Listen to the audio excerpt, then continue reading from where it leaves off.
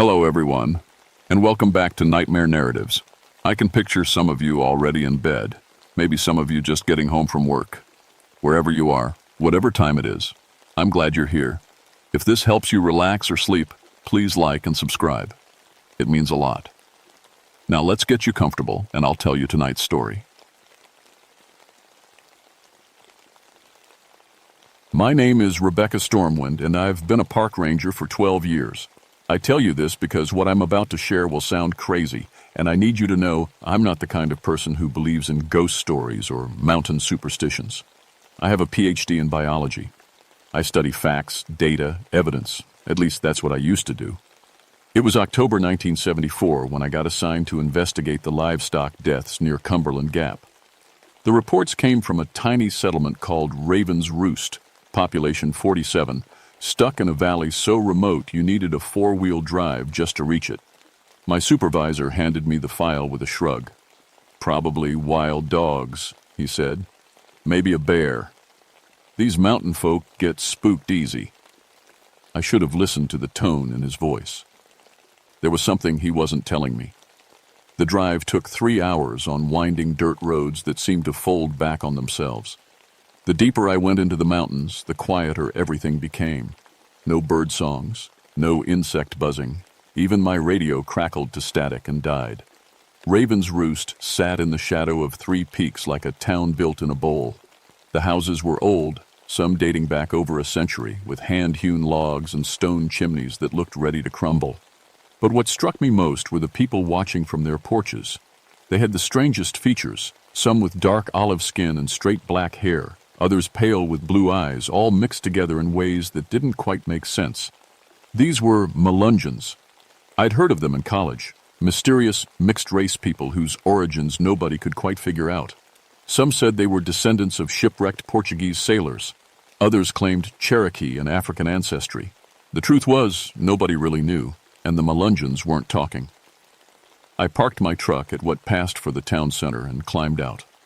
The silence hit me like a physical thing. Every face on every porch turned toward me, but nobody waved or called out a greeting. They just watched with eyes that seemed too old for their faces. That's when I met Samuel Goins. He was waiting by the old community well, a man maybe 70 years old with skin like weathered leather and silver hair braided down his back.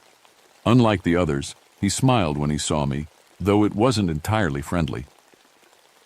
"You the ranger they sent about our livestock problem?" His voice carried an accent I couldn't place, musical but guarded. "Rebecca Stormwind." I extended my hand. "I understand you've had some unusual animal deaths." Samuel took my hand, and his grip was stronger than I expected. Unusual. That's one word for it. He glanced around at the watching faces, then back to me. "Best we talk somewhere private. These deaths, they're not what your government reports are going to want to hear." Something in his tone made my stomach tighten. I'd investigated dozens of livestock attacks over the years. Bears, wild dogs, the occasional mountain lion. But the way Samuel spoke, the way everyone watched us with those careful eyes, this felt different. "Show me," I said. We walked to the edge of town where the Collins family kept their cattle. The pasture was empty now, except for fence posts and morning mist. But Samuel led me to a spot near the tree line where the grass was stained dark. "This is where we found Bessie 2 weeks ago," he said. "Best milk cow the Collins ever had." I knelt down and examined the stain. Even after 2 weeks and several rainstorms, the patch was clearly visible. Too dark, too large for a normal predator kill. "What exactly did you find?" Samuel was quiet for a long moment. When he spoke, his voice was barely above a whisper. "Cow was drained dry, Miss Stormwind. Not a drop of blood left in her. 2 neat holes in her neck, like some and used a straw." I looked up at him sharply. "That's impossible. No predator feeds that way." "No natural predator," Samuel agreed. "But there's things in these mountains that ain't natural. Things our people have been dealing with for a very long time." The way he said it made the hair on my arms stand up. I was a scientist. I believed in facts, evidence, logical explanations. But standing in that empty pasture with the old man's words hanging in the air, I felt something I hadn't experienced since childhood. The certainty that I was being watched by something I couldn't see. "Mr. Goins," I said, standing and brushing off my knees, "I'll need to examine the carcass and interview witnesses. This is probably some kind of disease or maybe a very unusual predator, but there's got to be a rational explanation." Samuel nodded, but his expression said he knew better. "I'll help you however I can, Miss Stormwind, but I should warn you, this problem's been going on for longer than you might think, and it's about to get a whole lot worse." As we walked back toward town, I caught glimpses of faces in windows, shadows moving between buildings. The Melungeons were watching, waiting to see what the outside world would make of their secret. I had no idea I was walking into a nightmare that would challenge everything I thought I knew about the world. The next morning brought the second death. I was staying at the Goins boarding house, the only place in Raven's Roost that took outsiders, when Samuel woke me before dawn. His face was grim in the lamplight. "It happened again," he said simply. We walked through the pre-dawn darkness to the Mullins farm on the other side of the settlement. A small crowd had already gathered, speaking in hushed voices that stopped when they saw me coming. They parted reluctantly, letting me through to see what lay in the middle of their circle. It was a sheep, a ewe that had probably been beautiful the day before. Now she lay on her side, her wool stained with morning dew, but not a drop of blood. Her eyes were open, staring at No, oathing, and her mouth hung slack. But it was her neck that made my breath catch. 2 perfect puncture wounds, each about the diameter of a pencil, placed with surgical precision on either side of her throat. The skin around them was pale white, almost translucent, as if every drop of blood had been drawn out through those tiny holes. I pulled out my magnifying glass and examined the wounds more closely. The edges were clean, almost cauterized. No tearing, no ragged flesh. Whatever had made these marks had done so with incredible precision. "When did this happen?" I asked. "Sometime after midnight," said Jonas Mullins, the sheep's owner. He was a big man with hands like ham hocks, but his voice shook when he spoke. "I heard something moving around out here, but when I looked out the window, I couldn't see nothing. This morning, I found her like this." "Did you hear any sounds? Growling, barking, anything like that?" Jonas shook his head. "That's the strange part. It was dead quiet. Quieter than it should have been. Even the crickets stopped chirping." I spent the next hour taking photographs and measurements, collecting samples of soil and what little fluid remained around the wounds. Everything I did felt inadequate. This wasn't like any predator attack I'd ever seen. "Mr. Goins," I said as the crowd began to disperse, "I need to speak with you privately." We walked to his house, a sturdy log cabin with a wide front porch. Inside, the walls were covered with old photographs, generations of Melungeon families with their distinctive mixed features. Samuel poured us both coffee and sat across from me at his kitchen table. "You've seen this before," I said. It wasn't a question. Samuel nodded slowly. "Every 13 days for the past month. Always during the new moon. Always the same. Animal drained completely dry. 2 wounds in the neck. That's impossible from a biological standpoint. No creature feeds that way. I told you yesterday, Miss Stormwind, this ain't a natural creature we're dealing with." I set down my coffee cup harder than I meant to. "Mr. Goins, I respect your beliefs, but there has to be a scientific explanation. Maybe some kind of disease that causes the blood to coagulate and drain internally, or a predator we haven't identified yet." Samuel's dark eyes studied me for a long moment. Then he got up and walked to an old wooden chest in the corner of the room. He returned with a leather-bound journal, its pages yellow with age. "This belonged to my great-great-grandfather," he said, opening it carefully. "He wrote down the old stories, the things our people passed down through the generations. The handwriting was faded but legible, written in a mix of English and what looked like Cherokee symbols." Samuel found the page he was looking for and turned the journal toward me. "Read this," he said. The entry was dated 1834. "The curse has awakened again. Mary Goins, taken with the sickness, cannot bear sunlight, craves raw meat, speaks in the old tongue. The Cherokees say it will last until the blood debt is paid. God help us all. My hands were shaking as I read. This is just folklore, Mr. Goins. Family legends passed down through generations. Is it? Samuel's voice was quiet but firm. Because Mary Collins, Jonas Mullen's niece, has been having the same symptoms described in that journal. Light sensitivity, craving for raw meat. And yesterday morning, her aunt found her speaking Cherokee in her sleep, a language she never learned. The coffee in my stomach turned to ice. Where's Mary now? Her family's watching her, keeping her inside during the dangerous times. Samuel closed the journal. But it's getting worse, Miss Stormwind, and tomorrow night is the new moon again. I left Samuel's house with my head spinning. Everything in my scientific training told me this was nonsense, superstition and coincidence wrapped up in mountain folklore. But I couldn't ignore the evidence of my own eyes. So puncture wounds were real. The drained animals were real.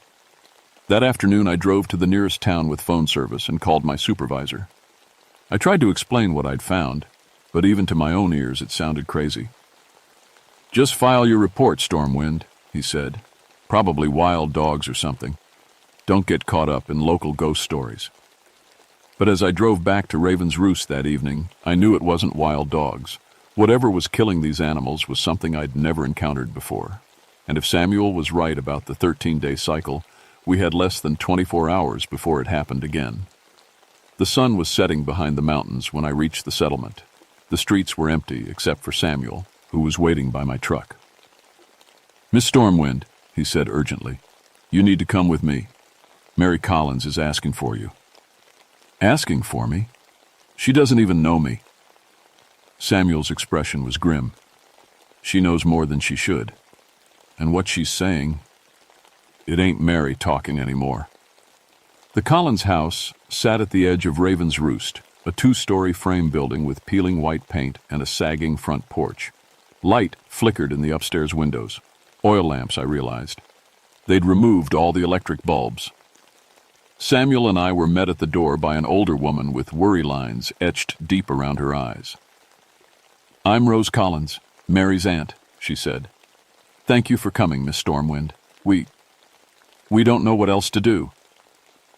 She led us through a house that felt like a tomb. Heavy curtains blocked every window. The few lamps that were lit had been turned down low, casting long shadows on the walls. From somewhere upstairs came a sound that made my skin crawl, a low, rhythmic humming in a minor key. How long has she been like this? I asked. 3 days now, Rose replied. Started right after the first sheep died. She can't tolerate any bright light. Burns her skin like acid. And the things she says... Rose shuddered. Things she couldn't possibly know. We climbed the narrow staircase to the second floor.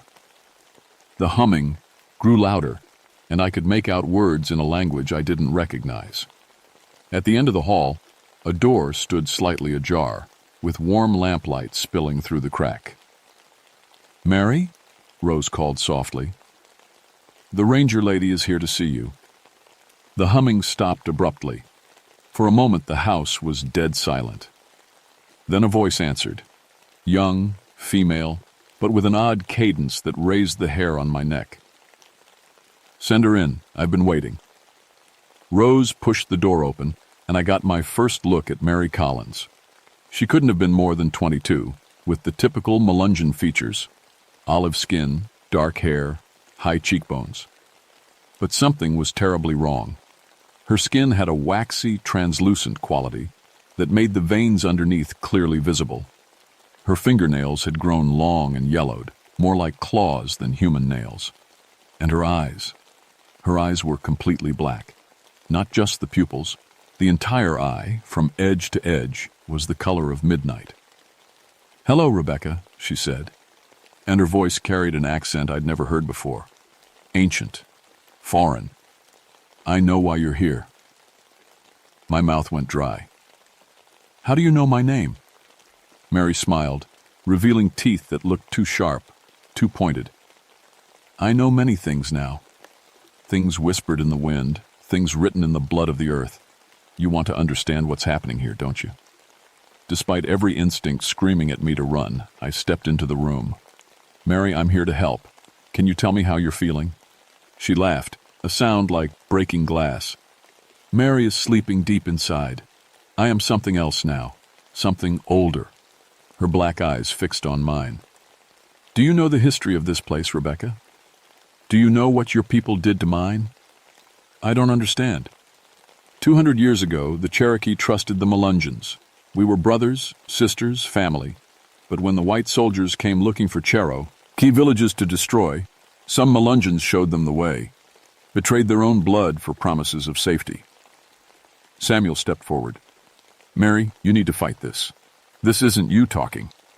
Those black eyes turned to him, and Mary's lips curled in a smile that was pure malice. Hello, Samuel. Yes, it's me. The granddaughter of the shaman your ancestor betrayed. I've been waiting so long for my revenge.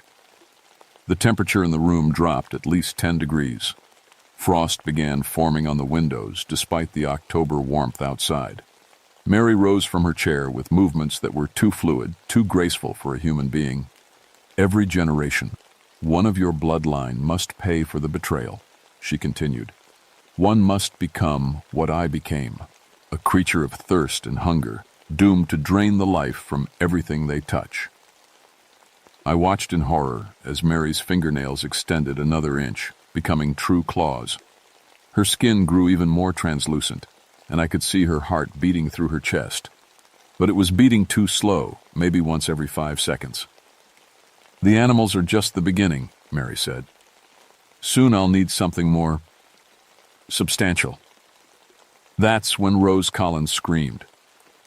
We turned to see her backing against the wall, pointing at Mary with a shaking hand.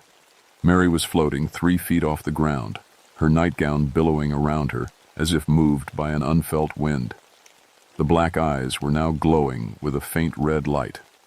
The hunger is growing, Mary said, her voice now coming from everywhere at once, the walls, the ceiling, inside my own head. And tomorrow night, when the moon is dark, I'll be strong enough to feed properly. Samuel grabbed my arm. We need to leave, now. But as we turned toward the door, it slammed shut with a bang that shook the entire house. Mary laughed again, that horrible glass-breaking sound, and suddenly, every window in the room exploded outward in a shower of sparkling fragments. You can run, Rebecca, her voice echoed as we fled down the stairs. But you can't hide from what's coming. Tomorrow night, someone in Raven's Roost is going to die, and it might be you. We burst out of the house and into the night air, both of us breathing hard. Behind us, every light in the Collins house went out at once, plunging it into complete darkness. Dear God, Rose Collins whispered, stumbling out behind us. What's happened to my Mary? Samuel put his arm around the older woman's shoulders. The curse has taken her, Rose, just like it took others before her. I was shaking, my scientific mind struggling to process what I'd just witnessed. This is impossible. People don't float in the air. Eyes don't turn black. There has to be an explanation. There is an explanation, Samuel said grimly. One you're not going to like. As we walked back toward the center of town, I noticed that every house we passed was dark, every door tightly closed. The Melungeons of Raven's Roost were hiding, waiting for tomorrow night to pass. But I had the terrible feeling that hiding wouldn't be enough this time. I didn't sleep that night. How could I? Every time I closed my eyes, I saw Mary Collins floating in the air, her black eyes glowing red, her voice promising death. By morning, I'd made a decision. Scientific training or not, I couldn't ignore what I'd witnessed. Something was happening in Raven's Roost that defied everything I thought I knew about the world. And if Mary was right about tonight being worse, people were going to die. I found Samuel at the community well, drawing water for his morning coffee. His face looked older than it had the day before, carved with new lines of worry. We need to talk, I said, about the curse, about what really happened 200 years ago. Samuel nodded as if he'd been expecting this. Come on, there's something I need to show you. He led me out of town and up a winding mountain path I hadn't noticed before. The trail was old, worn smooth by centuries of feet, and it climbed steadily through pine and oak forest toward the ridgeline. After an hour of hiking, we reached a clearing where the trees gave way to bare rock. In the center of the clearing stood a circle of standing stones, each about 6 feet tall and covered with symbols I didn't recognize. "Cherokee Sacred Site," Samuel explained. "This is where it all started." He walked to the center of the circle and sat cross-legged on the ground. I followed, feeling the weight of centuries pressing down on this place. My great-great-grandfather, Jonas Goins, was part of a Melungeon family that had lived alongside the Cherokee for generations, Samuel began. They were traders, go-betweens, trusted by both peoples. He pulled out the old journal again and turned to a page near the beginning. But when the government started forcing Cherokee removals, some Melungeons got scared. They thought if they helped the soldiers find Cherokee villages, they'd be left alone. "The Trail of Tears," I said. "That's right. Jonas Goins led soldiers to a Cherokee winter camp hidden in a valley about 10 miles from here. 43 people died in the attack, including women and children." Samuel's voice was heavy with shame that had been carried through generations. The Cherokee shaman who survived the attack was a woman named Aita Ridge. She was dying, but she had enough strength left for one last piece of magic. He read from the journal. "She cursed the Goins bloodline, said that every generation, when the betrayal was strongest in our hearts, one of us would become what she was becoming, a creature that feeds on blood, that knows only hunger and rage, a reminder of what we had done." The pieces were starting to fit together in my mind, though I wished they weren't. "Mary Collins is related to your family?" "Second cousin. The curse doesn't just affect direct descendants. It spreads through all the bloodlines that were present that day." A chill wind swept through the clearing, making the pine trees whisper. "But why now? Why is it happening again?" Samuel was quiet for a long moment. "Because every 37 years, when the astronomical conditions are right, the spiritual boundary weakens. The curse has more power. And this time," he looked up at me with eyes full of fear, "this time, it's stronger than it's ever been. There has to be a way to stop it." "There is." Aita Ridge left instructions in the spirit world, a way to break the curse permanently. Samuel stood and walked to one of the standing stones. "But it requires a member of the original betrayer bloodline to willingly enter the spirit realm and face the judgment of the Cherokee ancestors. And if they're found guilty, they die. But their death breaks the curse for all future generations." I stared at him. "You're talking about human sacrifice. I'm talking about justice, about paying a debt that's been owed for 200 years. Samuel's jaw was set with determination. "I'm the eldest of the Goins line, Rebecca. It's my responsibility." Before I could respond, a scream echoed across the mountains, high, terrified, and clearly human. We looked at each other for one frozen moment, then ran. The scream had come from the direction of town. We crashed through the forest, branches tearing at our clothes, rocks rolling under our feet. By the time we reached Raven's Roost, a crowd had gathered around the Mullins house. Jonas Mullins was dead. I pushed through the crowd and knelt beside the body. He was lying in his front yard, his face frozen in an expression of absolute terror. And there, on his neck, were 2 perfect puncture wounds. "Happened about an hour ago," Rose Collins said, her voice shaking. "He was feeding his chickens when we heard him scream. By the time we got here, he was like this." "But it's still daylight," I protested. "You said Mary can't tolerate sunlight." "The curse is getting stronger," Samuel replied grimly. "She's adapting, and tonight and the moon is dark.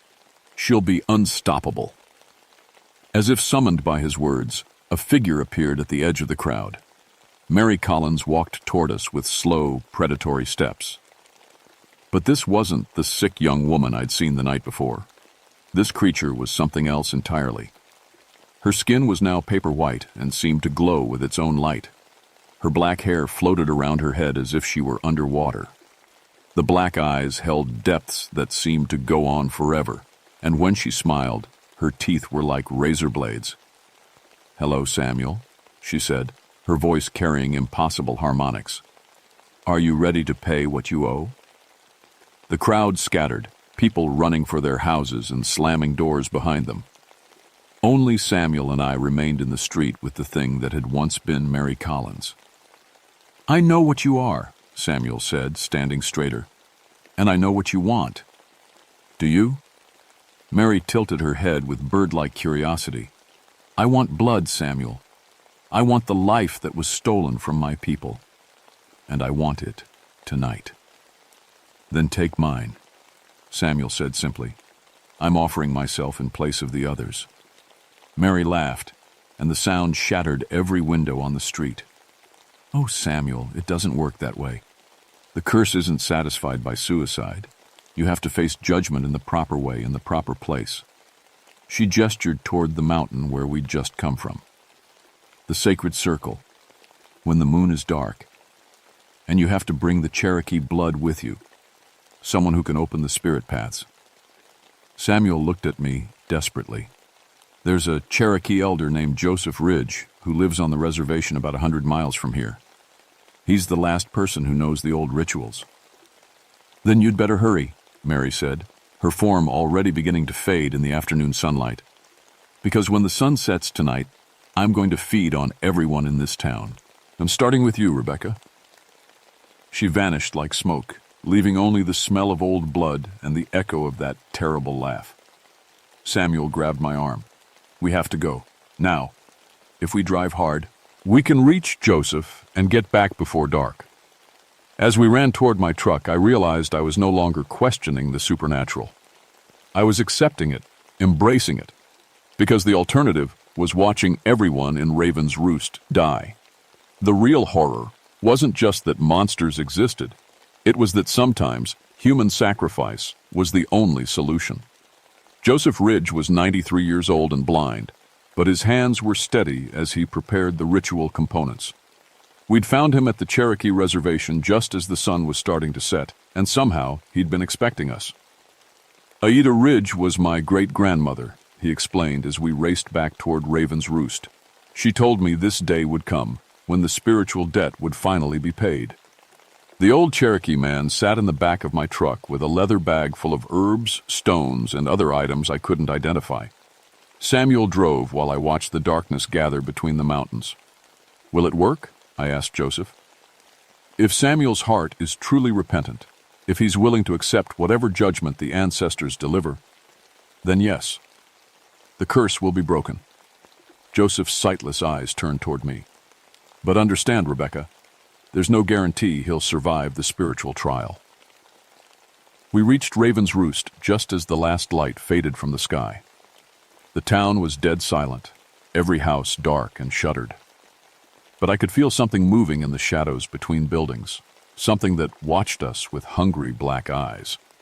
The hike up to the sacred circle took 45 minutes, our way lit only by flashlight and the Cherokee elders' sure knowledge of the ancient path. When we reached the clearing, the standing stones seemed to glow with their own faint light. "She's already here," Joseph said quietly. He was right. Mary Collins stood at the center of the stone circle, but she was no longer even remotely human. Her skin was translucent white, stretched tight over bones that were too long and joints that bent in impossible directions. Her eyes were like black holes in her face, and when she smiled, I counted at least 30 teeth, all sharp as needles. "Welcome," she said, her voice now a harmony of dozens of voices speaking in unison. "Are you ready to face judgment, Samuel Goins?" Joseph began setting up his ritual components around the circle, herbs that he burned in small clay bowls, stones arranged in patterns that seemed to shift when I wasn't looking directly at them. As he worked, he chanted in Cherokee, his ancient voice carrying power that made the air itself vibrate. "Samuel," Joseph said, "you must enter the spirit realm willingly. Once you're there, you'll face the ancestors of those who died because of your family's betrayal. They will judge your heart and decide whether the debt has been paid." Samuel nodded and walked to the center of the circle. As he sat cross-legged on the ground, Mary's form began to shimmer and change, becoming less solid, more like a shadow with substance. "If they find you guilty," she whispered, circling him like a predator, "you'll die, and your death will feed me for centuries." "I accept their judgment," Samuel said firmly, "whatever it is." Joseph's chanting reached a crescendo, and suddenly the world around us changed. The standing stones began to glow brighter, and I could see through them into another realm, a place where Cherokee ancestors stood in a great council, their faces painted for war, their eyes holding the wisdom of ages. Samuel's body went rigid as his spirit was pulled into that other realm. I watched in fascination and terror as his spiritual self stood before the ancestral council while his physical form remained motionless in our world. The trial lasted hours, though time seemed to move differently in the sacred circle. I saw Samuel's spirit relive the betrayal, saw him experience the fear and pain of every Cherokee who had died because of his ancestors' actions.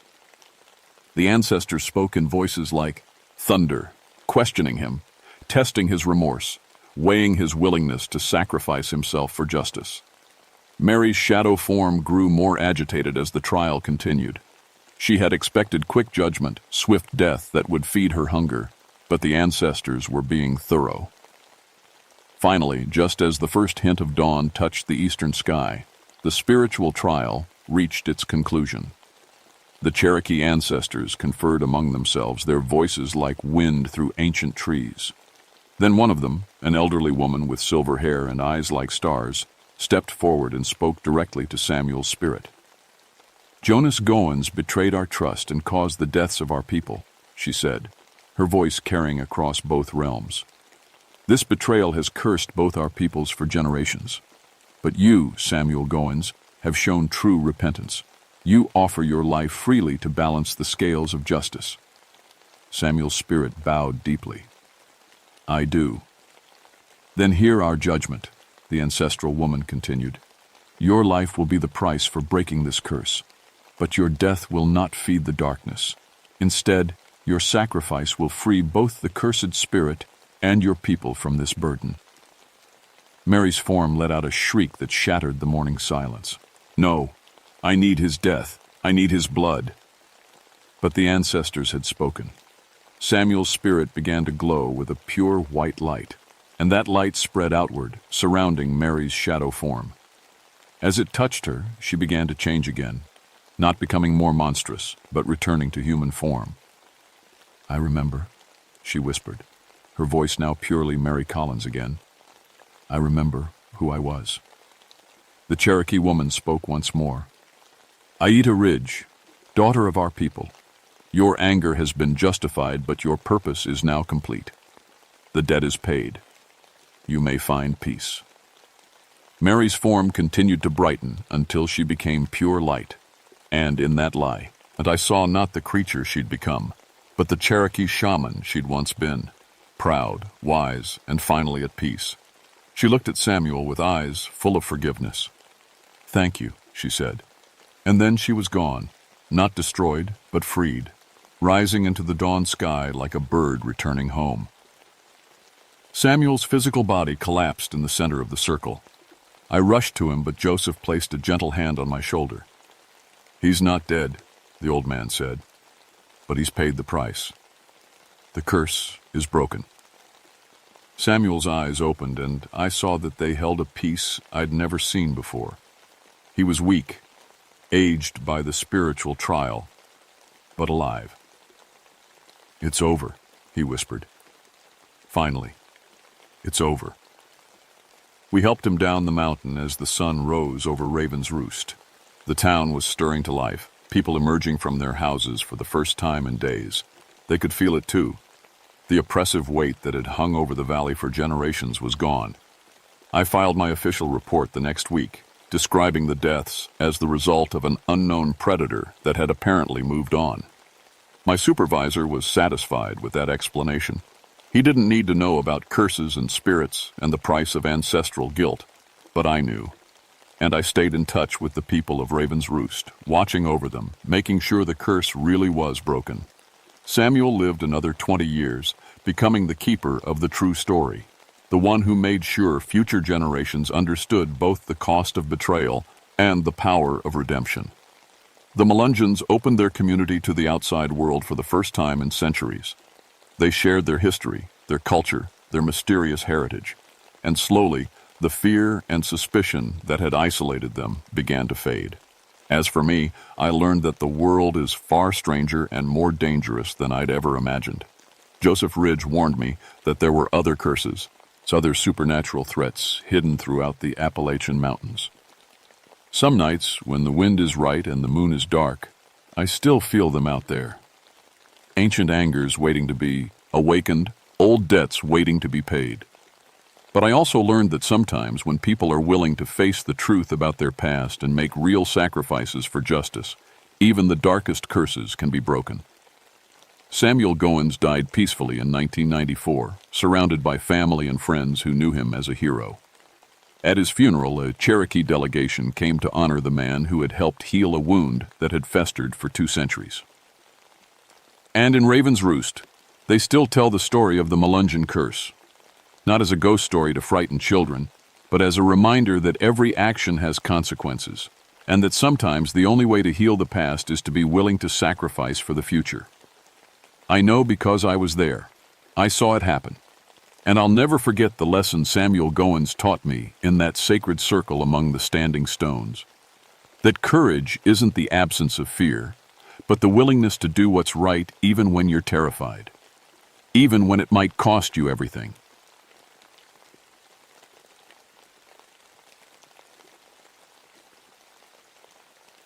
My name is Elizabeth Moonhunter, and I need to tell you what really happened in the Cherokee National Forest back in 1988.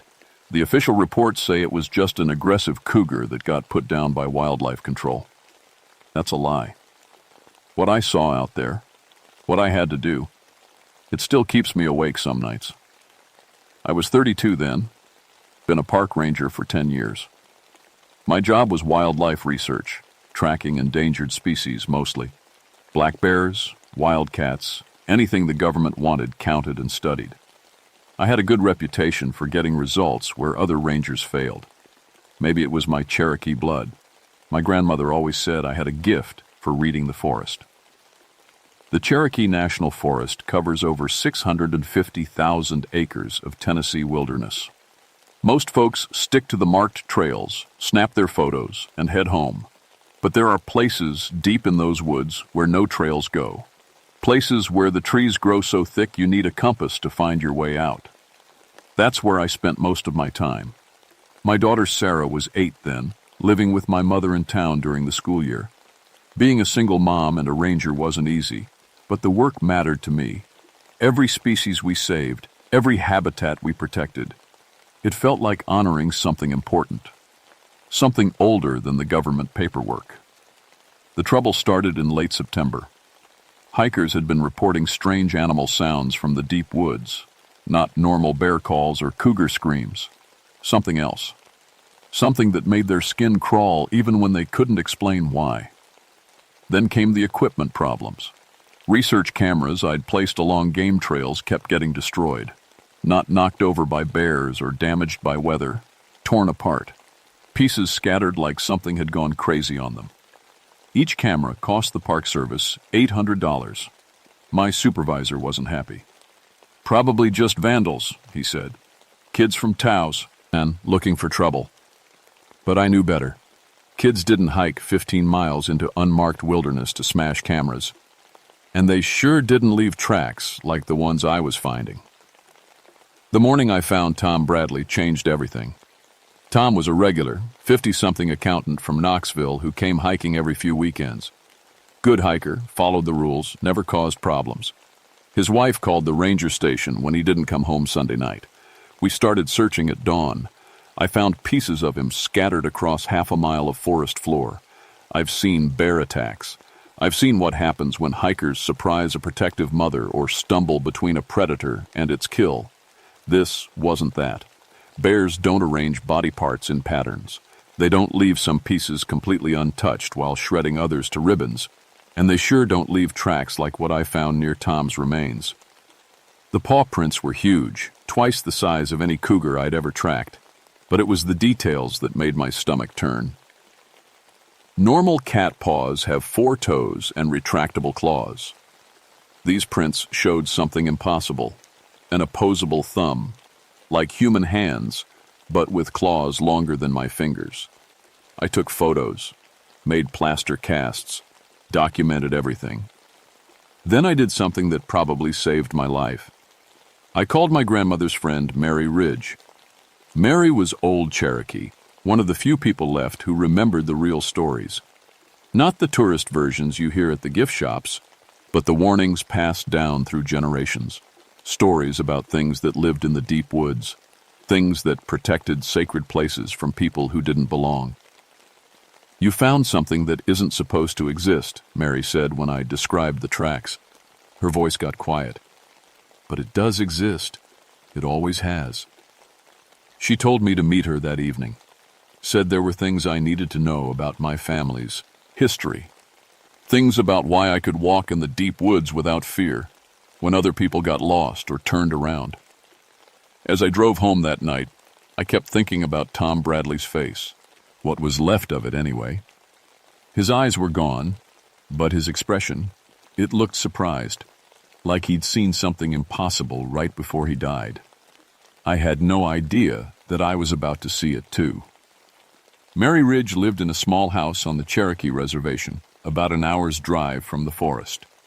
The walls were covered with old photographs and traditional Cherokee artwork. She made coffee and sat me down at her kitchen table like we were going to discuss the weather.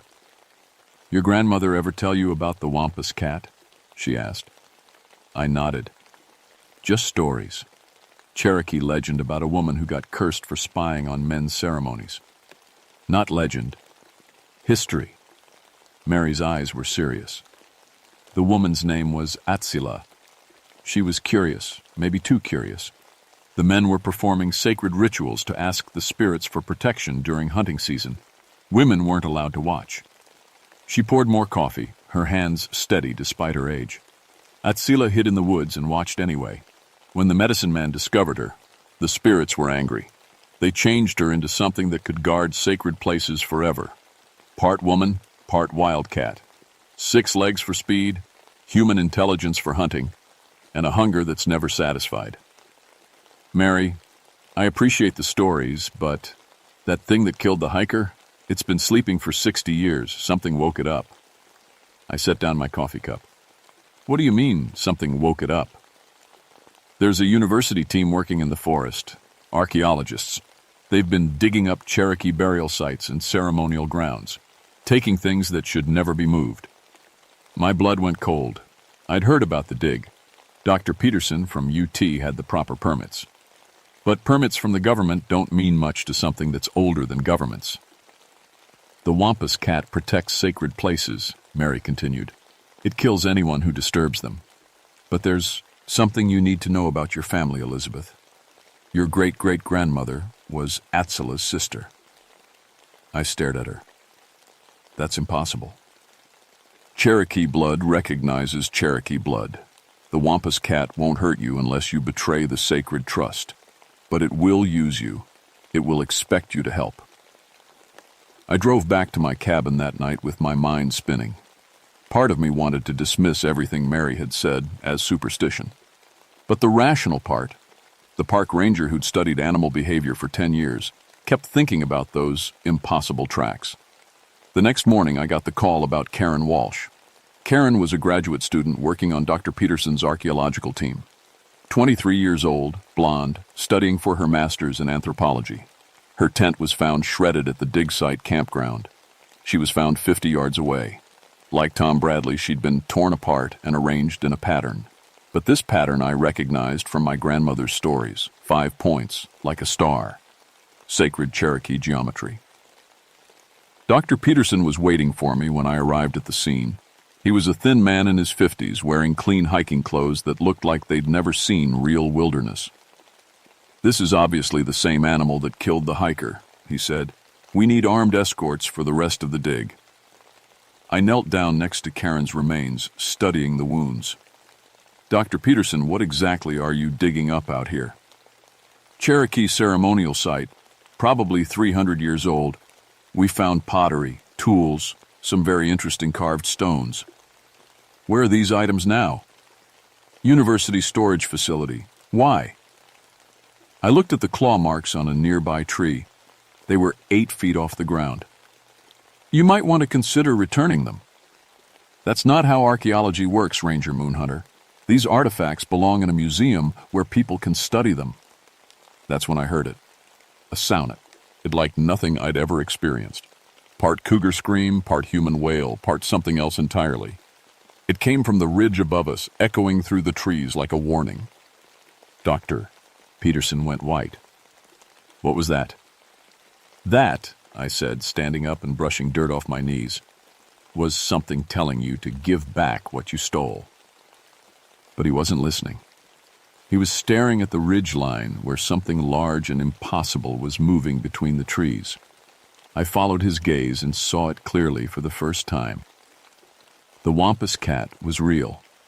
It stood on its hind legs like a person, but it was easily 7 feet tall. Its body was massive, covered in dark fur that seemed to absorb light. 6 legs, just like Mary had said. And eyes. Yellow eyes that glowed with an intelligence that was definitely not animal.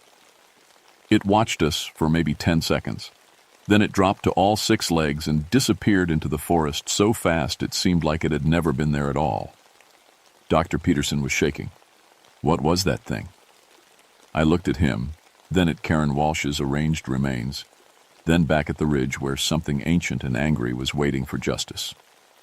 "That," I said, "was your problem." The next 3 days were a nightmare. Dr. Peterson refused to stop the dig. He called in security guards from a private company, ex-military guys with rifles and attitude. They set up a perimeter around the archaeological site and acted like they were protecting gold instead of old Cherokee pottery. I tried to convince my supervisor to shut down that section of forest, but he wouldn't listen. The university had permits. The guards were licensed. Everything was legal on paper. The wampus cat didn't care about paperwork. The first guard disappeared on Tuesday night. Marcus Webb, 35, former Marine. His rifle was found in 3 pieces, scattered across 100 yards. Marcus himself was never found. Just blood on the trees and claw marks that went deeper into solid oak than any normal animal could make. The remaining guards got nervous. They started shooting at shadows, jumping at every sound. Dr. Peterson brought in floodlights and generators, trying to turn the wilderness into a construction site. That's when I realized the creature was playing with them. I found evidence everywhere, tracks circling their camp at night, scratch marks on their equipment. Things moved from where they'd been left. The wampus cat was studying them, learning their routines, their weaknesses. It was hunting them like prey. Wednesday morning brought another death. David Chen, the team photographer. He'd gone to document some petroglyphs on a rock face about a quarter-mile from camp. We found his camera first, lens shattered, memory card missing. Then we found David. This time the arrangement was different, more complex. The body parts formed a circle around a natural depression in the ground, a place where Cherokee people had probably held ceremonies for centuries. Dr. Peterson finally started to crack. "It's targeting my team specifically," he said, pacing around his trailer. "Some kind of trained animal. Maybe escaped from a circus or private zoo." I didn't bother arguing anymore. I had work to do. That night, I hiked deep into the forest alone. No radio, no backup, no weapons except a flashlight and a pouch of tobacco my grandmother had given me years ago. I needed to find the wampus cat before it killed anyone else. I found it waiting for me in a clearing about 2 miles from the dig site. It sat on its haunches like a giant house cat, all 6 legs folded beneath its massive body. In the moonlight, I could see details that photographs would never capture. The fur wasn't solid black. It had streaks of brown and gray, like a normal wildcat, but wrong somehow. Too long, too thick, moving in wind that wasn't there. Its face was the worst part. Definitely feline with a broad nose and prominent fangs. But the bone structure underneath was wrong. Too human. The eyes especially. They looked at me with an intelligence that was ancient and female and completely furious. We stared at each other for a long time. I could hear my heart beating, could smell my own fear sweat mixing with the pine and earth scents of the forest. This thing could tear me apart in seconds. I knew that, it knew that, but it didn't move. Finally, I spoke in Cherokee. The words came from somewhere deep in my memory, phrases my grandmother had taught me when I was Sarah's age. Skihi, Atsila, Nvi Cherokee. Hello, Atsila, I am Cherokee. The creature's ears twitched. Its head tilted slightly like it was listening to something I couldn't hear. Then it stood up. On its hind legs, the wampus cat was enormous. 8 feet tall, maybe more. Its front forelegs hung at its sides like arms, ending in paws that looked too much like hands. The claws were ivory white and curved, designed for tearing and holding. It took one step toward me, then another. I held my ground, even though every instinct I had was screaming at me to run. The tobacco pouch felt warm in my hand. The creature stopped just outside arm's reach. Its yellow eyes studied my face like it was reading something written there. Then, impossibly, it spoke. Not with words.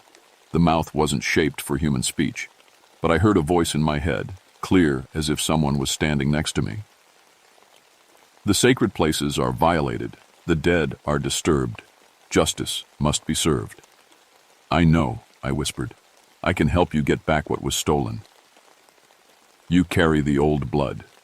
You understand the old ways, but understanding is not enough. Action is required. The voice in my head was getting stronger, clearer. I could feel something changing in my perception. The forest looked brighter. Sounds were sharper, smells more distinct. The diggers must return what they have taken. If they refuse, they will join their ancestors in death. Give me time, I said. Let me try to convince them. The wampus cat stared at me for another long moment. Then it dropped back to all 6 legs and melted into the forest like smoke. I stood alone in the clearing, shaking with adrenaline and something else, something that felt like awakening. When I got back to my truck, I found scratch marks on the hood. 5 parallel lines, perfectly spaced. They weren't there when I'd parked. The creature had been testing me too. Thursday morning, Dr. Peterson's team was down to 3 people. Himself, his research assistant, Janet Morris, and 1 remaining security guard named Pike. They were packing equipment, finally ready to abandon the dig. But they weren't planning to return the artifacts. The university has invested too much in this project, Peterson told me. These items need to be properly cataloged and studied. We can't just bury them again because of local superstitions. I tried one more time. Dr. Peterson, 3 people are dead. Whatever's out there, it's connected to what you took from this site. Just give it back. I'm a scientist, Ranger Moonhunter. I don't make decisions based on folklore. That's when Janet Morris spoke up. She was young, maybe 25, with the kind of earnest face that belonged in a classroom, not a war zone. Dr. Peterson, I've been thinking about the body arrangements. They're not random. They match Cherokee ceremonial patterns I've seen in my research. Peterson glared at her. You're letting fear cloud your judgment. No, she said quietly. I think I'm finally seeing clearly. That afternoon, while Peterson and Pike loaded the last of their equipment, Janet Morris came to find me. She looked exhausted, like she hadn't slept in days. The artifacts are in Peterson's trailer, she whispered. Locked metal case. I have the combination. Why are you telling me this? Because Karen was my roommate. We grew up together. And because I've been having dreams. She touched her temple. Dreams about a woman in the forest. She's angry, but not at me. She's angry, at people who take without permission. That night, I made my decision. The security guard was asleep in his chair, rifle across his lap. Dr. Peterson was in his trailer, probably writing, reports that would blame everything on local wildlife management issues. The camp was quiet except for the hum of generators. Janet met me by Peterson's trailer. Her hands were shaking as she worked the combination lock. "The case is heavy," she warned. "Must be 30 pounds of pottery and carved stones." Inside the case, wrapped in foam padding, were pieces of Cherokee history that hadn't seen daylight for 3 centuries. Pottery bowls with intricate geometric patterns, carved stone pipes, a medicine bundle wrapped in what looked like deer hide. The moment I touched the medicine bundle, the world changed. Visions flooded my mind. Cherokee people gathered in the clearing where David Chen had died, performing ceremonies under starlight. Generations of sacred rituals, births and deaths and seasons changing. The forest itself participating in something larger than human understanding. And through it all, a presence watching from the trees. Atsila, transformed but still Cherokee, still protecting what was sacred. "I can feel them," Janet whispered. "The spirits. They're angry but also hopeful." We carried the case to my truck and drove to the ceremonial site. The forest felt different now, more alive, more aware. Animals watched us from the shadows, but they weren't afraid. They were curious. The wampus cat was waiting in the clearing. It sat perfectly still as we approached, yellow eyes reflecting our flashlight beams. Janet gasped when she saw it clearly, but she didn't run. Maybe the visions had prepared her, or maybe she was braver than she looked. I opened the case and began placing the artifacts back where they belonged. The pottery in the natural depression where David had died. The carved stones around the edges of the clearing in patterns I somehow remembered. The medicine bundle in the center, where moonlight fell through the trees. As I worked, I could feel the forest responding. The air grew warmer. Sounds became clearer. Owl calls, wind in the leaves. Something like distant singing. Janet was crying, but not from fear, from relief. When the last artifact was in place, the wampus cat stood and walked toward us. Up close, I could see the human features more clearly. The bone structure beneath the fur, the intelligence in those yellow eyes, the way it moved with purpose instead of instinct. This wasn't an animal. This was a person, transformed by forces older than civilization. The creature reached out with one massive paw and touched my forehead. The contact was like lightning. Every Cherokee story my grandmother had ever told me flooded back in perfect detail. Every sacred place in the forest revealed itself to my memory. Every plant and animal and stone that was connected to the old ways became part of my awareness. I understood. The curse wasn't just punishment. It was responsibility. Atsila had been chosen to guard sacred places forever, but she was tired, had been alone too long. She needed help. She needed someone with Cherokee blood who could bridge the old world and the new. "You carry the gift," her voice said in my mind.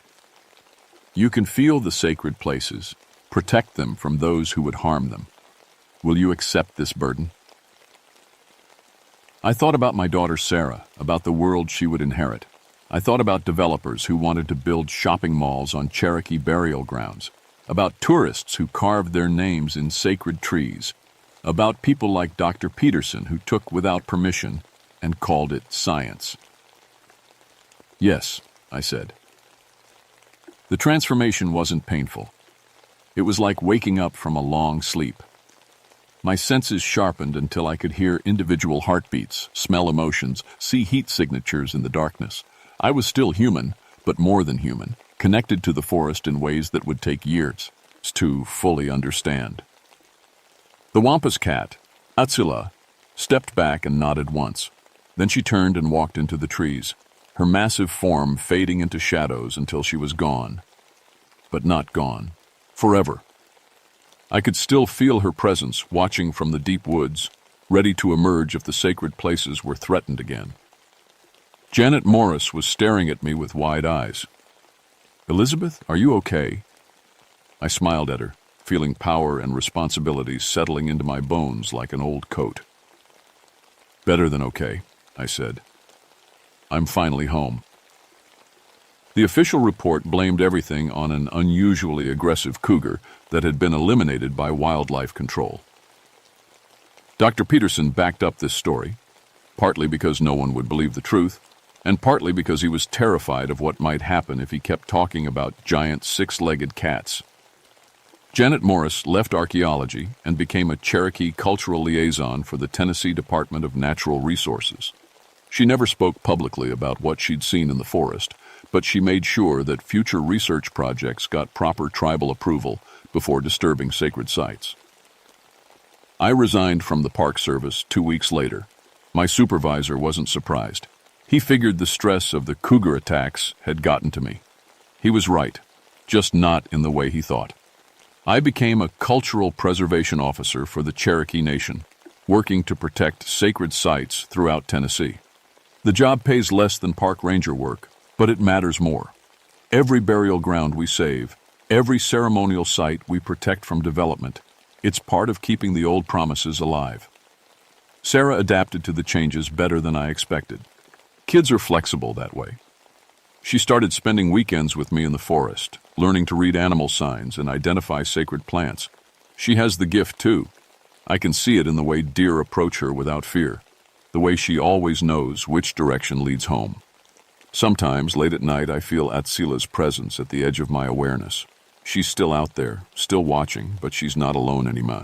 Or, the burden of protecting sacred places is shared now between the ancient guardian and the modern world.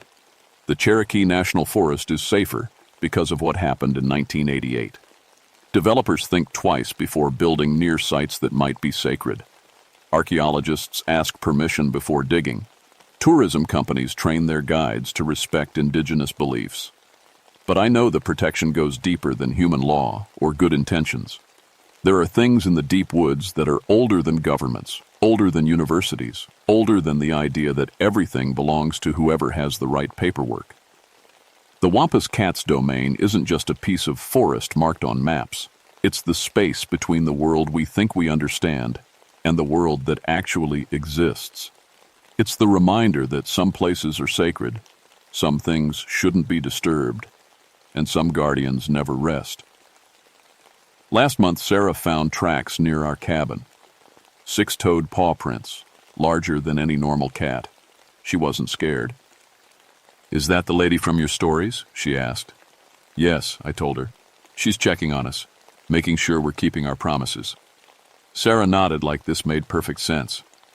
"Should we leave her some food?" I smiled, remembering my grandmother's teachings about respecting the spirits that share our world. "Tobacco," I said. She'd prefer tobacco. That evening, we left a small bundle of traditional tobacco at the edge of the tree line. By morning, it was gone, and new claw marks decorated the oak tree where we'd placed it. 5 parallel lines carved deep into the bark. A signature, a blessing, a reminder that some contracts are written in blood and moonlight, and they last forever. The forest is quiet tonight, but it's not empty. It's never empty. And as long as people like Sarah and me remember the old promises, it never will be. The Wampus Cats domain endures, and so do the guard, lions who protect it.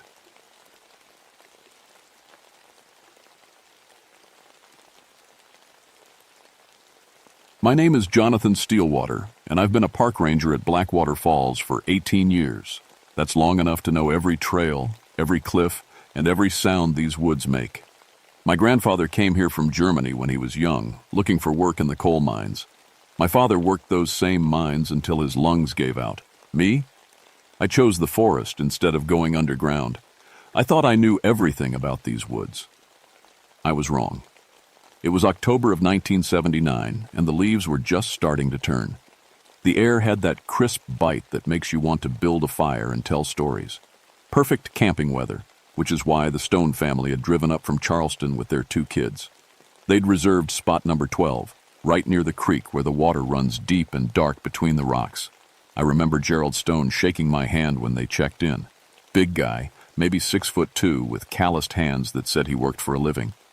His wife Sarah was quiet but friendly, and their kids, Emma, 12, and little Tommy, 8, were already bouncing around, excited to see the falls. "Any bears I should worry about?" Gerald asked, the way all the dads do. "Black bears, mostly," I told him. "They're getting ready for winter, so they might be a little more active. Just keep your food locked up tight, and you'll be fine."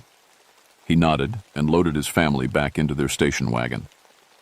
I watched them drive down the winding road toward the camping area, their headlights cutting through the early evening shadows. That was the last time I saw Gerald Stone alive. The first sign something was wrong came the next morning. I was doing my usual rounds when I noticed how quiet the woods were. No birds singing, no squirrels chattering, even the insects seemed to have gone silent. In 18 years, I'd never heard the forest this quiet. Then I found the dog. It was hanging from a tree branch about 50 feet from the Stone family's campsite.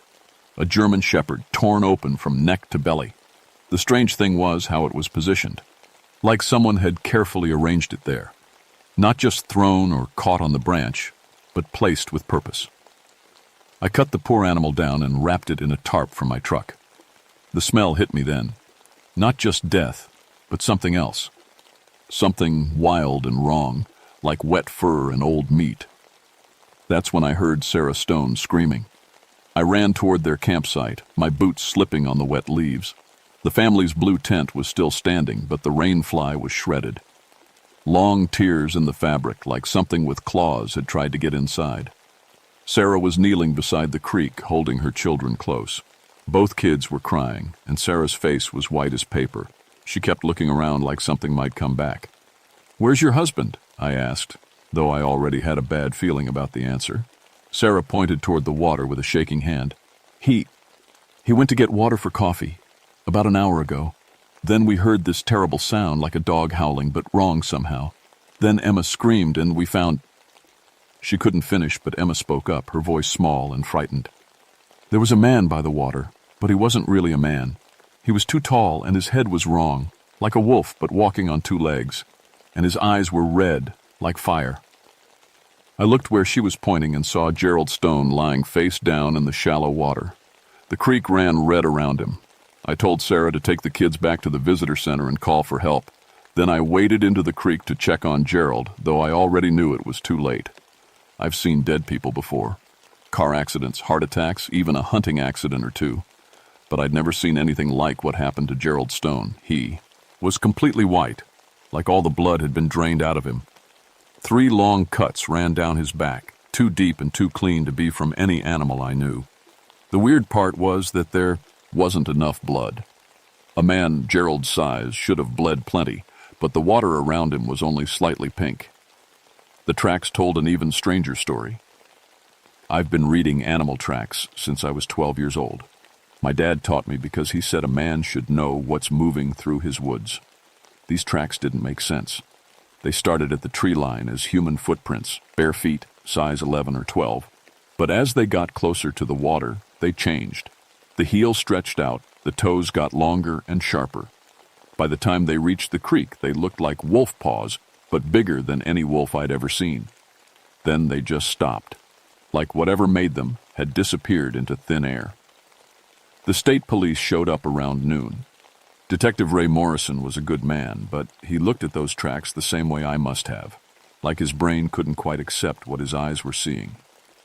"What do you think did this, Stillwater?" he asked, kneeling beside the strange prints. "I honestly don't know," I said. But Emma Stone saw something. She described it as a man with a wolf's head, walking upright. Ray spit into the leaves. "Kids see all kinds of things when they're scared. Probably just a black bear walking on its hind legs. They do that sometimes." I wanted to agree with him. Bears made sense. Bears were normal. But bears don't leave human footprints that turn into paw prints. And bears don't drain a grown man's blood without spilling it all over the ground. That night, I couldn't sleep. I kept thinking about Emma Stone's words. His eyes were red, like fire. I also kept thinking about something my grandfather used to say when I was little. He'd tell stories about the old country, about things that hunted in the Black Forest. Things that were part man, part wolf. "Werewolves," he'd whisper, making sure my grandmother wasn't listening. She thought such talk was foolish. "They came with us to America, you know. Evil follows people wherever they go." I'd always thought those were just stories to scare children. Now I wasn't so sure. The next day I drove into town to look through the old records at the library. Mrs. Henderson, the librarian, was happy to help me dig through the historical files. What I found made my blood run cold. 1956. The Muller family camping near Blackwater Falls. Father found dead by the creek, drained of blood. Witnesses described a large wolf walking like a man. 1933. The Brenner family. Same area, same description.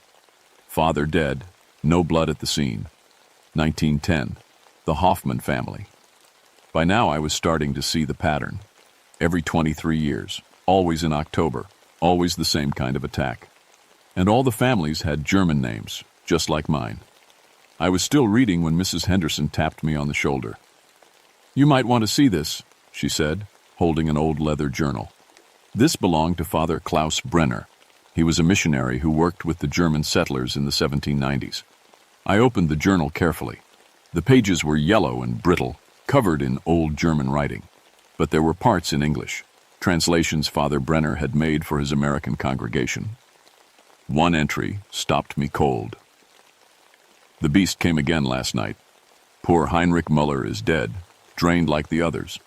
The creature grows bolder. It no longer fears our iron crosses or holy water. I believe it is the spirit of Klaus Weber, the deserter who murdered the Steiner family during the war. He was cursed to walk between man and wolf, to hunt the bloodlines of those he wronged. Every generation, it returns to feed." I looked at the date. October 15th, 1790. Today was October 13th, 1979, which meant tomorrow night, the beast would hunt again. I drove straight to the park office and pulled the camping registration book. My hands were shaking as I flipped through the pages, looking for German surnames. There, registered for sites 14 and 15, the Muller family from Pittsburgh. Heinrich and Greta Mueller with their 3 sons, Wilhelm, age 16, Klaus, age 14, and little Hans, age 10. They'd arrived yesterday, the day after Gerald Stone was killed.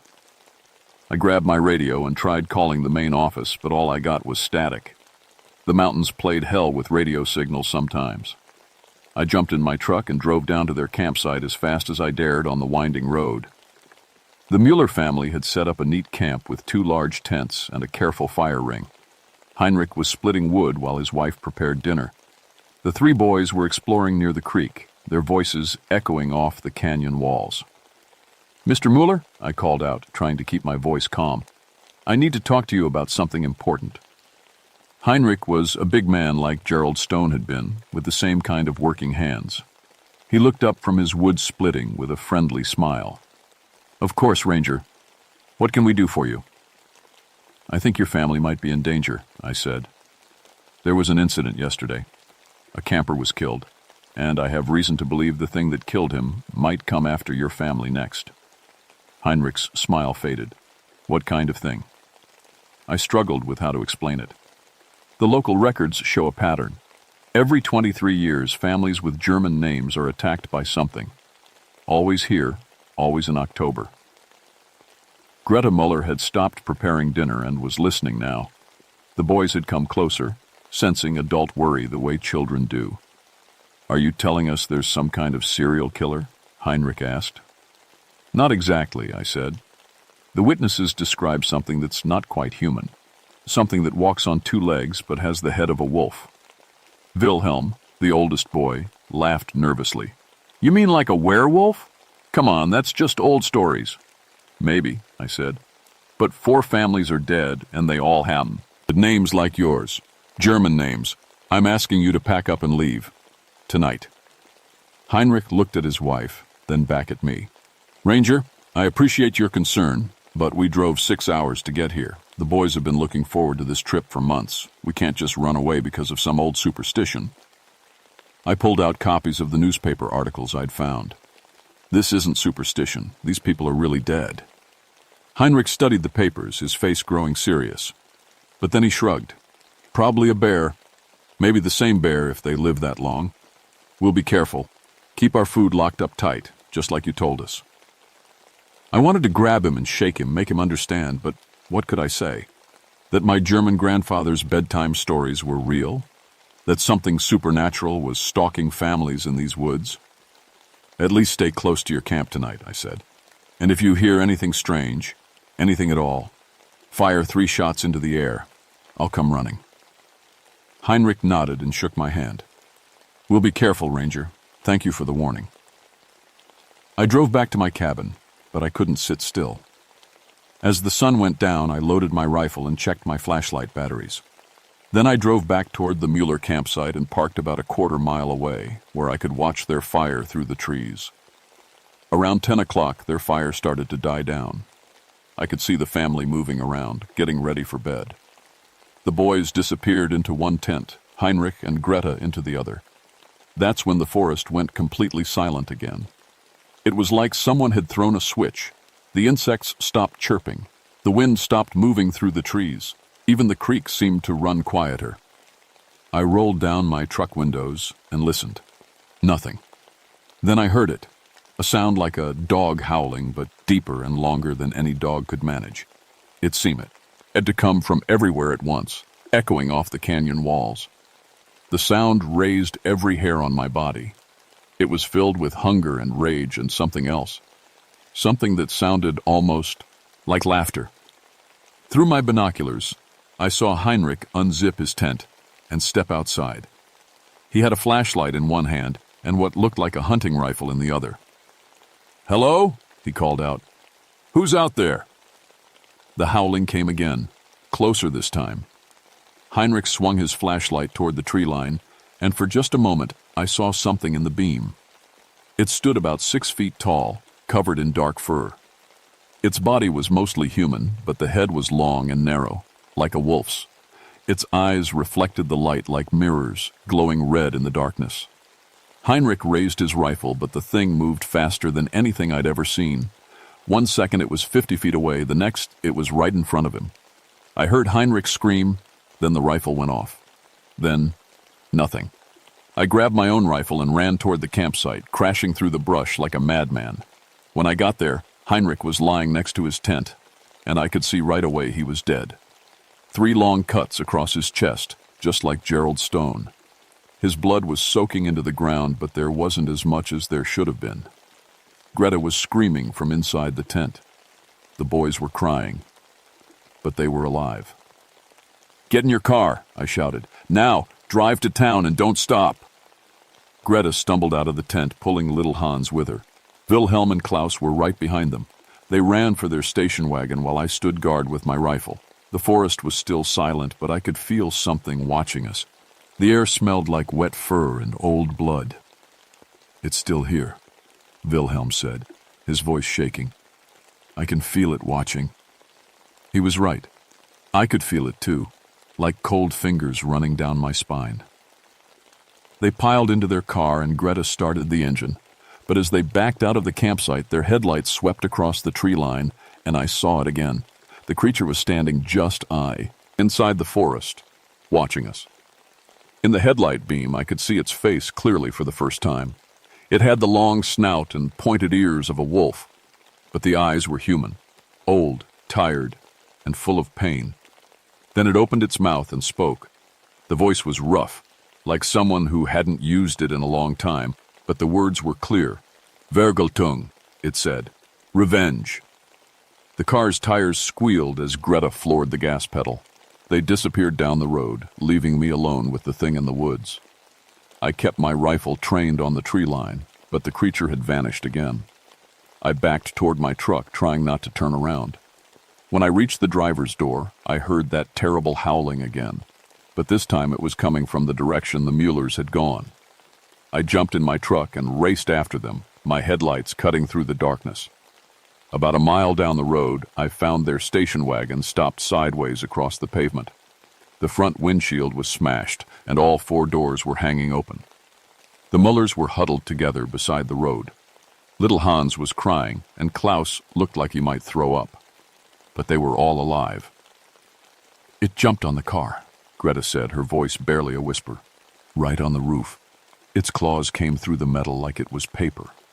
Wilhelm pointed back down the road. "It's following us. It won't let us leave."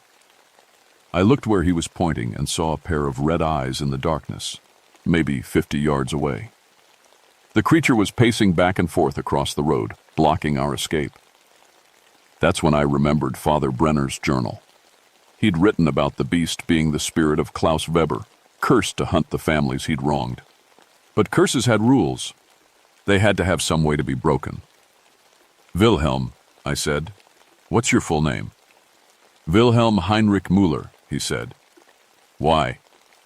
"Heinrich? The same name as the man the beast had killed in Father Brenner's time.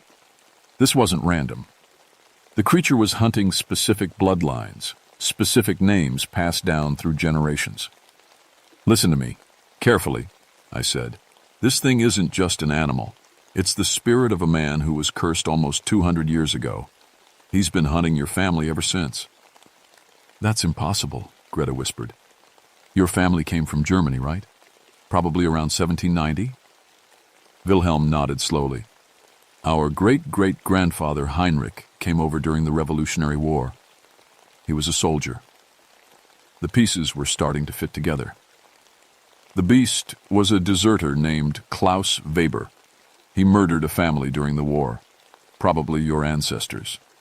He was cursed to hunt their bloodline forever." The red eyes were getting closer. I could hear the creature's claws scraping on the asphalt. "How do we stop it?" Wilhelm asked. I remembered more of Father Brenner's writing. "The curse can only be broken by a willing sacrifice from the bloodline. Someone has to face it willingly, without hatred." "You mean someone has to die?" Klaus asked, his voice cracking. "Not die," I said, though I wasn't sure that was true. "Face it. Show mercy instead of revenge." The creature stepped into my headlight beams. Up close, it was even more terrifying. Its fur was matted and dirty, and its claws were as long as my fingers. But its eyes still looked human, filled with an ancient sadness. Wilhelm stepped forward. "I'll do it." "No!" Greta grabbed her son's arm. "You're just a boy." "I'm 16, Mom. I'm not a little kid anymore." Wilhelm looked at the creature, then back at his family. "And I'm the only one with the right name, Heinrich. It has to be me." I wanted to stop him, but I knew he was right. The curse was specific. It had rules that couldn't be broken. Wilhelm walked slowly toward the beast. It stopped pacing and watched him approach. When he was about 10 feet away, it spoke again. "Heinrich Müller," it said in that rough, unused voice. "Your blood will pay for old crimes." "I know who you are," Wilhelm said, his voice steady despite his fear. "You're Klaus Weber. You were a soldier who got scared and ran away. You killed innocent people." The creature snarled and raised its claws. "But I forgive you," Wilhelm continued. "I forgive you for what you did to my family. You've been punished enough." For a moment, nothing happened. Then the creature's shape began to blur and change. The fur faded away. The claws shrank back, and suddenly, a man was standing there. He was thin and pale, wearing the rotted remains of a Revolutionary War uniform. "I'm sorry," Klaus Weber whispered. "I was so hungry, so afraid. I just wanted to go home." "I know," Wilhelm said. "You can go home now." The spirit looked up at the stars. And for the first time in almost 200 years, Klaus Weber smiled. Then he faded away like morning mist, and the forest came alive again with the sounds of insects and wind through the trees. That was 45 years ago, and I'm an old man now. I retired from the Park Service in 1995, but I still live here in the mountains. The Müller family sends me a Christmas card every year. Wilhelm became a teacher, Klaus is a doctor, and Hans runs a small business in Pittsburgh. Greta lived to be 93, and she never forgot what happened that night. The attacks stopped. Every 23 years since 1979, I've watched and waited during the October camping season, but the beast never returned. The curse was broken, just like Father Brenner had written it could be. But sometimes, on quiet nights when the forest goes still, I remember those red eyes and that voice speaking a single word. Vergeltung. Revenge. The thing about curses is that they leave marks on the places where they happened. The woods around Blackwater Falls still remember what stalked there for almost 2 centuries. Animals avoid certain spots. Campers report feeling watched. And sometimes hikers find strange tracks in the mud. Tracks that start as human footprints and change into something else. I tell people it's just stories, old legends that got mixed up with reality. Most of them believe me, and that's probably for the best. But some of the older folks, especially those with German names, they look at me with knowing eyes. They remember the stories their grandparents told them about things that followed their families from the old country. Evil follows people wherever they go, my grandfather used to say. But so does forgiveness, and sometimes that's enough to set things right. I still keep a rifle by my bed, though, just in case something else is out there, waiting for its turn to hunt. Because the Black Forest was full of dark things, and our ancestors brought more than just werewolves to America. They brought all their fears, all their guilt, and all their unfinished business. Most of it sleeps quietly in the ground, waiting for the right time to wake up. Most of it, but not all.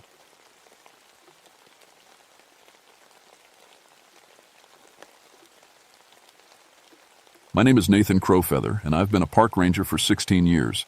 I've seen bears attack hikers, found bodies that fell off cliffs, and pulled lost kids out of caves.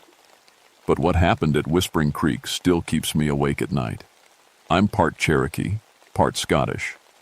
My grandmother used to tell me old stories about places in the mountains where the dead sing. I never believed her. Thought it was just old woman talk to keep kids from wandering too far into the woods. I wish I'd listened. It was July 15th, 1967. Hot as blazes, even up in the Smokies. I was drinking too much back then. Had been since my wife Sarah died of cancer 2 years before. The bottle helped me sleep, or at least that's what I told myself. The call came in around noon. 5 people missing, a family from Atlanta. Tom and Linda Harrison with their 3 kids, Bobby, 12, Jenny, 10, and little Sarah, 8. Yes, same name as my wife. That should have warned me right there. They'd been camping illegally in a restricted area called Whispering Creek. It's 8 miles up a trail that most folks can't handle. The Forest Service keeps it closed because the terrain is dangerous. Lots of caves and drop-offs. But some people think rules don't apply to them. I hiked in alone. Should have brought backup, but I was still angry about being called away from my lunch break. The whiskey from the night before was making my head pound, and I wanted to get this over with quick. The trail got weird about 6 miles in. You know how forests sound? Birds singing, bugs buzzing, leaves rustling in the wind. But this place went quiet. Dead quiet. Even my footsteps seemed too loud. I found their campsite in a clearing next to the creek. 2 tents, still zipped up tight. A fire pit with ashes that were stone cold. But here's the thing that made my skin crawl. There was food on a camp table. Sandwiches with 1 bite. Taken out. A cup of coffee that was still warm. Like they'd just vanished in the middle of eating lunch. I called out their names. Tom, Linda, kids. My voice echoed off the rocks, but nothing came back. Not even a bird call. That's when I saw the toys. Someone had arranged the kids' stuff in a perfect circle around the fire pit. A teddy bear, some toy cars, a doll with blonde hair like little Sarah's. They were placed just so, like they meant something, like they were part of some kind of ceremony. The hair on my neck stood up. In 16 years of ranger work, I've never seen anything like that. Kids don't play that way, and parents sure don't arrange toys in ritual circles. I got out my radio to call for backup. Nothing but static. Tried different channels, even the emergency frequency. Just white noise and something that sounded almost like singing. Very faint, like it was coming from far away. My compass started acting up too. The needle spun in circles, then locked, pointing toward a dark opening in the rocks about 50 yards away. A cave mouth I hadn't noticed before, even though it was big enough to drive a truck through. That's when I heard it for real. Not static from the radio, but actual singing. Voices in harmony coming from somewhere deep in that cave. The language was Cherokee. I recognized some words from when my grandmother sang the old songs. But Cherokee death songs don't get sung by white folks from Atlanta. I checked my service weapon and flashlight. Protocol said wait for backup, but those people might be hurt and need help. I couldn't just stand there while kids were in danger. The cave mouth was covered in old rock paintings, Cherokee symbols I'd seen in museums. Warnings about spirits and hungry ghosts. Tourist stuff, I thought. Some college kids probably painted them as a prank. I was wrong about a lot of things that day. The temperature dropped 20 degrees the second I stepped into that cave. In July, in the middle of a heat wave, I could see my breath. My flashlight beam seemed weak, like the darkness was swallowing it up. The singing got louder. Multiple voices now, men and women rising and falling in harmonies that made my bones ache. I knew those songs, funeral songs my grandmother hummed when she thought no one was listening. The cave went back further than my light could reach. The walls were smooth, carved by water over thousands of years. But mixed in with the natural rock formations were man-made things, old things. I found pottery first. Cherokee clay pots, the kind my people made before the white man came. They were arranged along the walls like decorations, but they were full of something dark that might have been blood. Then I found the bones. Human bones, old and yellow, scattered around what looked like a camping area from long ago. Rotted blankets, pieces of leather clothing, tools made from stone and wood. This wasn't a tourist cave. People had lived here, died here. My grandmother's stories came flooding back. She'd told me about the Trail of Tears, how our people were forced to march west in 1838. Some families tried to hide in the mountains instead of going to the reservation. They starved in caves like this one, waiting for soldiers to stop looking for them. The singing was so loud now it seemed to come from the walls themselves. My flashlight flickered, and in the brief darkness, I saw something move. A figure in white, just at the edge of my vision. When the light came back steady, nothing was there. I kept going deeper. Had to find that family. The cave opened into a bigger chamber, and that's where I found the modern camping gear. Sleeping bags, a Coleman lantern, food containers, all scattered around like someone had gone through them in a hurry. "Tom," I called out. "Linda, can you hear me?" The singing stopped. Dead silence that was somehow worse than the noise. I could hear my heart beating, my breath echoing off the cave walls. Then, from somewhere, deeper in the cave, a voice called back, "Help us!" It was a man's voice, weak and scared. Tom Harrison. Had to be. I followed the sound through a narrow passage that opened into another chamber. This one was bigger, with a ceiling so high my flashlight couldn't find it. And hanging from somewhere up in that darkness was a shape that made me sick to my stomach. A man's body, suspended by ropes or vines, arms spread wide like he was being crucified. His skin was white as paper, drained of all color. His eyes were open, but empty. Tom Harrison. Had to be. But he'd been missing less than 24 hours. Nobody gets that pale that fast. "Oh, Jesus," I whispered. That's when I heard the children crying. The sound came from even deeper in the cave system. 3 kids, sobbing like their hearts were broken. I ran toward the noise, my flashlight beam bouncing wild off the walls. I found them in a circular chamber that felt like the inside of a church. Linda Harrison was there too, sitting against the wall with her arms around her children. They were all alive, but they looked terrible, pale and thin, like they hadn't eaten in weeks instead of hours. "Ma'am, I'm Ranger Crowfeather," I said, keeping my voice calm. "I'm here to get you out." Linda looked up at me with eyes that seemed too big for her face. "The singing," she whispered. "They won't stop singing." "Who won't stop singing?" She pointed behind me. I turned around and nearly dropped my flashlight. There were people standing around the chamber. Men, women, children, all dressed in old-fashioned Cherokee clothing, buckskin and cloth, beads and feathers. Their skin was gray-white, like Tom's, and their eyes were black holes. But they were translucent. I could see the cave wall through them. The oldest one, a woman with long gray hair, stepped forward. When she spoke, her voice was like wind through dry leaves. "You have a Cherokee blood," she said in English with an accent I'd never heard before. We can smell it. My hands were shaking so bad I could barely hold the flashlight. Who are you? We are the hidden ones, the families who would not walk the white man's trail of tears. We came to these caves to wait for the soldiers to leave. Her face was sad and terrible. We are still waiting. You're dead, I said, because it was obvious, but I needed to say it out loud. Yes, starved to death in 1838. But we cannot rest while our bodies lie in unmarked graves, so we take the life force from the living to keep our spirits strong. I looked at the Harrison family. They were definitely weaker than they should be, like something was draining them slowly. Let them go, I said. They're not part of this. The ghost woman smiled, showing teeth like old ivory. All who enter our resting place become part of this. But you are different. You carry the blood of our people. More spirits appeared around the chamber. Dozens of them, all with that same starved, desperate look. Men who'd died trying to protect their families. Women who'd watched their children waste away. Kids who'd never had a chance to grow up.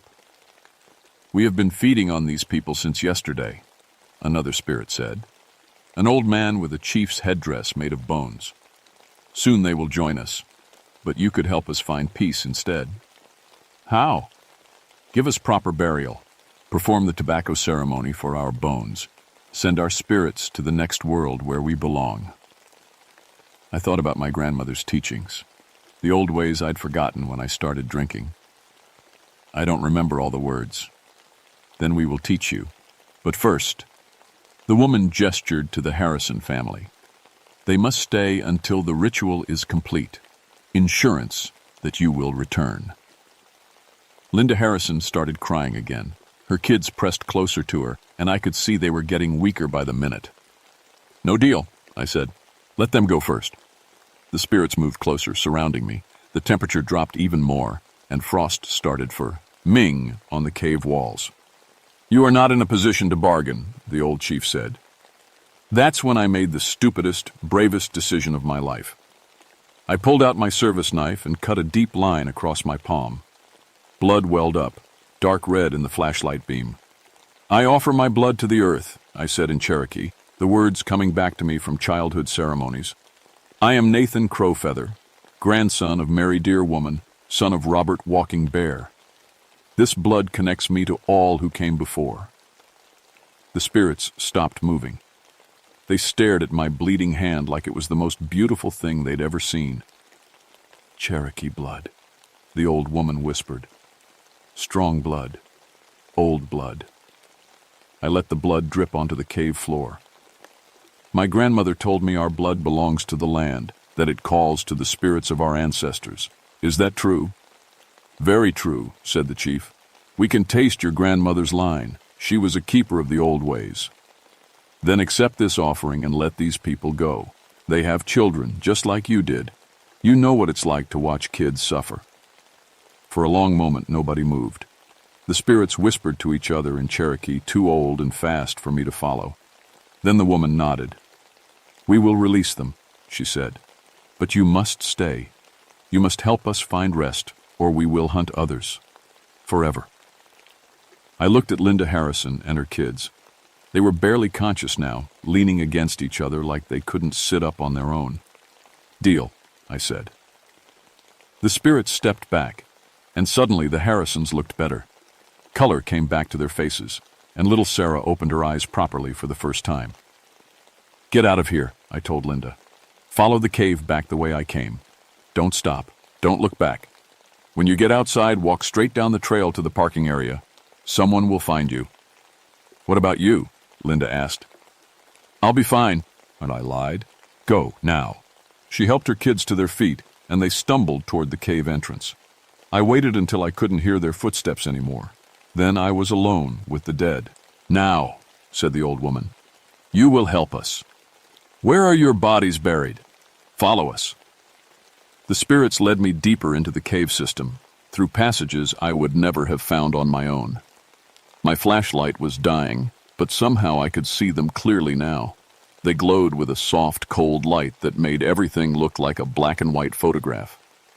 We came to a huge underground chamber with a pool of black water in the center. The spirits stopped at the water's edge. "Here," said the chief. "We threw our dead into the sacred pool when they could no longer fight the hunger. 37 souls rest beneath these waters." I knelt by the pool. The water was so dark I couldn't see the bottom, but I could feel something down there.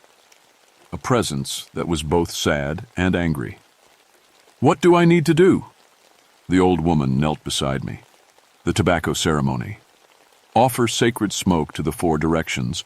Ask the spirits to guide our souls to the next world. But first, you must call our names."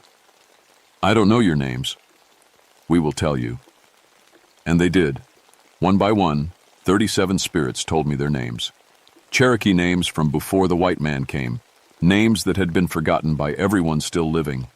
I repeated each one, feeling the weight of all that lost history.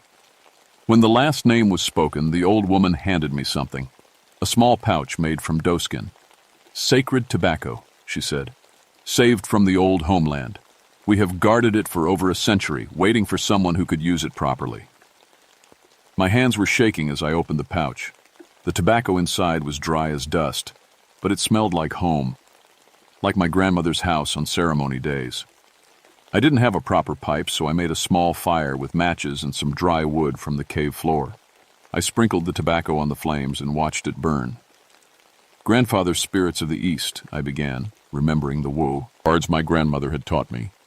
"Accept these souls who have waited too long in the shadow world. Guide them to the place where there is no hunger, no cold, no fear."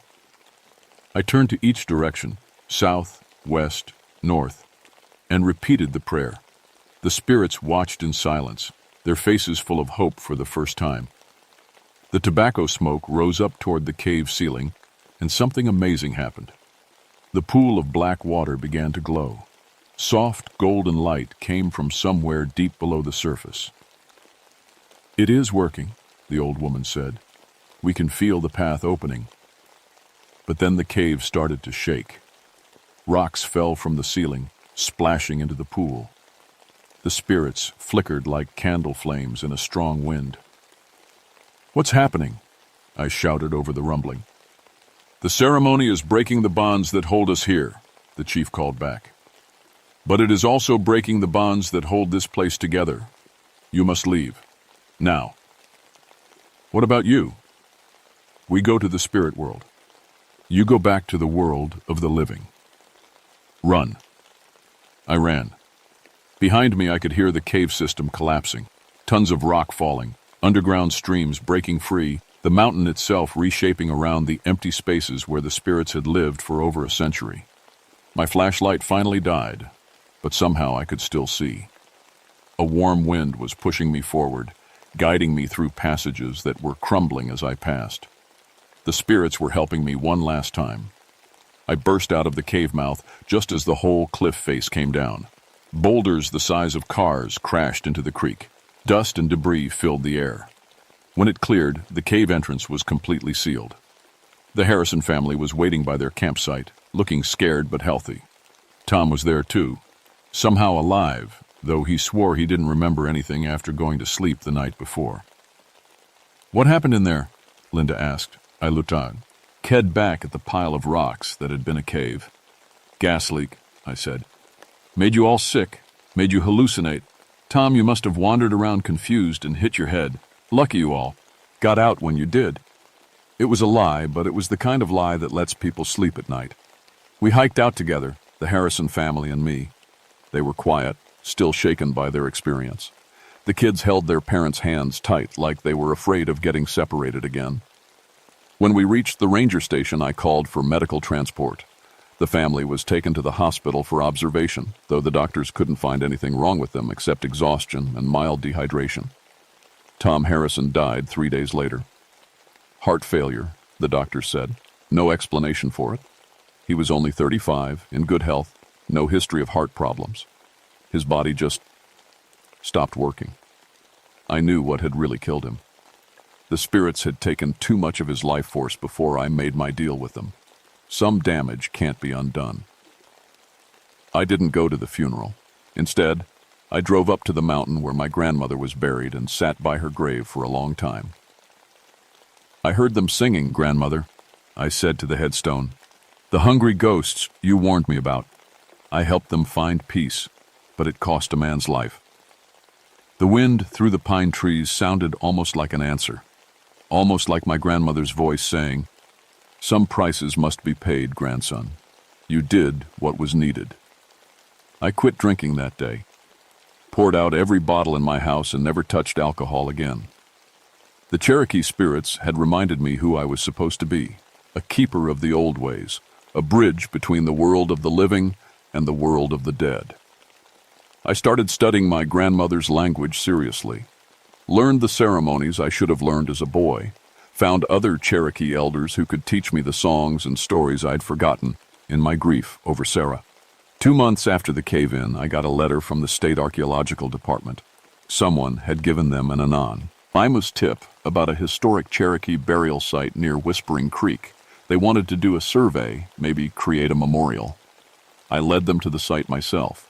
We found the remains of 37 people buried in a natural sinkhole about a mile from where the cave used to be. Carbon dating confirmed they died around 1838. The Cherokee Nation gave them a proper burial with full honors. Linda Harrison and her kids moved away from Atlanta. She sent me a Christmas card that year thanking me for saving their lives. She didn't mention the cave or the singing. I think she'd convinced herself it was all hallucinations from a gas leak, like I'd told her. Sometimes believing a lie is healthier than remembering the truth. But I remember. I remember every detail of that day in the cave, and sometimes, when I'm hiking alone in the deep woods, I still hear Cherokee voices singing in the distance. Not death songs this time, but songs of celebration, songs of joy. The spirits found their peace, but they left me with a job to do. That was 58 years ago. I'm an old man now, retired from the Park Service, but still living in the same cabin at the edge of the Smokies. People call me when they need help with things the regular authorities can't handle. Strange things. Supernatural things. The Cherokee spirits aren't the only ones in these mountains. Last month, a college hiking group reported hearing voices near the sealed cave site. Not Cherokee voices this time. English, with southern accents. A family that got lost in a blizzard back in 1952. Their bodies were never found. I'm too old to go spelunking anymore, but I know what needs to be done. The old ways work, if you remember how to use them. Blood calls to blood, spirit calls to spirit. The dead want peace, not revenge, but sometimes they need help finding it. I've trained my nephew David in the ceremonies. He's half Cherokee like me, and he believes in the old stories. When my time comes, he'll take over. The mountain spirits need someone to speak for them, someone who understands that the past doesn't just disappear when we stop thinking about it. The Harrison family still sends me Christmas cards. Linda's kids are grown now, with children of their own. They never talk about what happened in the cave, but little Sarah, who's not so little anymore, always includes a note thanking me for saving us from the dark place. She remembers more than her mother thinks she does. Sometimes tourists ask me about Whispering Creek. They want to know if the ghost stories are true, if there's really something supernatural in those woods. I tell them what my grandmother told me. Respect the places where people suffered and died. Don't go looking for spirits unless you're prepared to help them.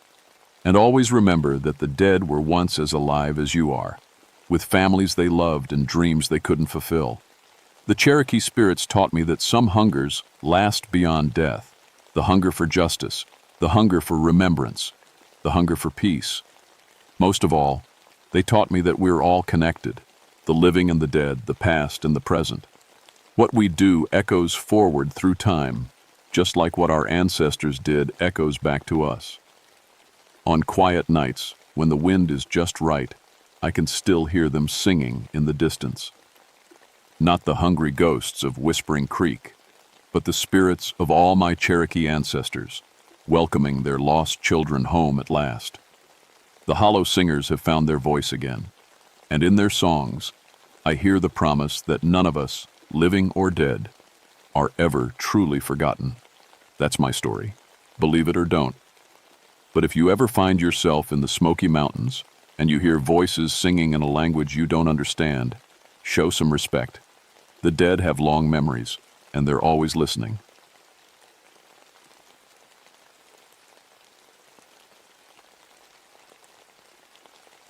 My name is Samuel Blackthorne, and I've been a park ranger for 12 years in the Daniel Boone National Forest. People think my job is about helping lost hikers and giving nature talks to school kids. They're wrong. Most of my time is spent hunting down illegal operations hidden deep in these Kentucky mountains. Drug labs, illegal hunting, and especially moonshine stills. I've busted 47 moonshine operations in my career. I know every ridge, every hollow, every old logging road where someone might set up shop. The mountain families around here have been making corn liquor for generations, passed down from their Scottish and Irish ancestors. Most of them I leave alone. They're just carrying on tradition, making small batches for family and friends. It's the outsiders I go after, the ones who come in with big operations, cutting corners, polluting the water, and making quick money off our land. My granddaddy used to tell stories about things in these mountains. Booger men, he called them. Creatures that would punish folks who broke the old mountain laws. Said they looked like giant men covered in dark fur, with eyes that glowed red in the dark. I always figured those were just stories to keep kids from wandering too far into the woods at night. That was before Copper Creek Hollow. It was October 1976 when I got the call. Hiker found something strange up in the hills, wouldn't say what over the radio. Just kept repeating that I needed to see it for myself. His voice was shaking so bad I could barely understand him. I loaded my gear into the Jeep and drove the winding mountain roads until I reached the trailhead. The hiker, a college kid from Louisville, was sitting on a rock looking pale as moonlight. "You the ranger?" he asked, standing up on shaky legs. "That's right, Samuel Blackthorne. What did you find up there?" He pointed up the trail with a tremblative finger. "About 2 miles up, there's a clearing. I was looking for a place to camp when I smelled it." "Smelled what?" "Death," he whispered. "Something's dead up there, something big." I grabbed my pack and started up the trail. The kid followed behind me, not saying much. The October air was crisp and the leaves crunched under our boots. Everything seemed normal until we got about halfway up. That's when I noticed the silence. No birds singing, no squirrels chattering. Even the insects had gone quiet. The only sound was our footsteps and the wind through the trees. "This is where it starts," the kid said, stopping dead in his tracks. I looked around. The trees looked wrong somehow. Not dying exactly, but tired. Like the life was slowly draining out of them.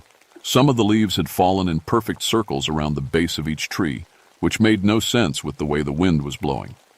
"Come on," I said, but I had to force myself to keep walking. The smell hit me about 50 yards before we reached the clearing. Sweet and rotten, like fruit that had been left in the sun too long. But underneath that was something else, something that made my stomach turn. When we crested the small ridge and looked down into the clearing, I understood why the kid had been shaking. 5 men lay in a perfect circle around what had once been a moonshine still. The still itself was destroyed, but not in any way I'd ever seen. The copper tubing was twisted into impossible knots, like someone had tied them by hand. But copper tubing is tough. It would take machinery to bend it like that. The men were all face up, arms at their sides, staring at the sky with expressions of pure terror frozen on their faces. No signs of struggle. Their weapons, and I could see at least 3 rifles, were still in their holsters and cases, unfired. "Jesus," I whispered. I'd seen plenty of crime, scenes in my 12 years as a ranger, drug deals gone bad, hunting accidents, even a murder or 2. But this was different. This felt arranged. I walked carefully around the circle, trying not to disturb anything. The ground around the still was dead. Not just the grass, but the dirt itself looked gray and lifeless. It formed a perfect circle about 20 feet across, with the twisted still in the center and the 5 bodies evenly spaced around the edge. "You recognize any of them?" I asked the hiker. He shook his head quickly. I didn't get close enough to look at their faces. I did, though. I had to. It was my job. All 5 were strangers to me, city folks by the look of their clothes and gear. They had expensive equipment, the kind you don't see from local mountain families. This was a commercial operation, probably run by outsiders looking to make quick money. But what had killed them? There were no wounds I could see, no blood, no signs of violence. Just 5 men arranged in a circle, scared to death. Literally scared to death, I realized as I knelt beside the nearest body. His heart had given out. I could tell from the way his face was twisted. But what could frighten a grown man so badly that his heart would stop? As I stood up, something caught my eye. Carved into the nearest tree, about 8 feet off the ground, was a symbol I'd never seen before. It looked like a combination of scratches and lines, too deliberate to be natural, too high up to be made by any normal person. The wind picked up, and I heard something that made my blood run cold. From somewhere deeper in the woods came a sound like breathing, slow, deep breaths that seemed to echo off the mountains themselves. "We need to go," I said quickly. "Now!" The kid didn't argue. We practically ran back down the trail, and I didn't feel safe until we were in my Jeep driving back to town. That night, I called the state police and reported the deaths. They came up the next day with a full investigation team. Their report said the 5 men had died of simultaneous heart attacks. Cause unknown. The still had been destroyed by person or persons unknown, probably with heavy machinery. But I knew better. You don't get machinery into Copper Creek Hollow. The trail's too narrow, too steep, and you sure don't get 5 healthy men to die of heart attacks at the exact same time. I started asking questions around town. The mountain families I'd known for years suddenly got quiet when I brought up Copper Creek Hollow. Old Martha Hensley, whose family had been making moonshine since before the Civil War, just shook her head when I asked her about it. "Some places ain't meant for outsiders," she said. "Some things don't like being disturbed." "What kind of things, Martha?" She looked me in the eye, and I saw something there I'd never seen before. Fear. "The kind that's been here longer than we have," she whispered. "The kind that remembers the old laws." 3 weeks after Copper Creek Hollow, I thought I was done with the whole mess. The state police had closed their investigation, ruling it death by natural causes. The families of the 5 dead men had come to collect the bodies, and as far as the official records went, that was the end of it. But the mountains don't forget that easily. I was patrolling the eastern section of the forest when I got a radio call from dispatch. Hunters had found something unusual near Blackberry Ridge, another destroyed operation, this time a marijuana growing site. "Same kind of destruction?" I asked into my radio. "That's what they're saying," came the crackling reply. "Strange enough that they called it in instead of just walking away." I knew the area well. Blackberry Ridge was about 10 miles from Copper Creek Hollow, connected by old mining roads that most people had forgotten about. If someone was running a drug operation up there, they'd picked a good spot to stay hidden. The hunters met me at the trailhead. 2 local men I recognized, the Jameson brothers. They looked nervous, kept glancing back toward the woods like they expected something to follow them out. "It's about a mile up the old mining road," Tom Jameson said. "But I'm telling you right now, Ranger, we ain't going back up there with you." "Why not?"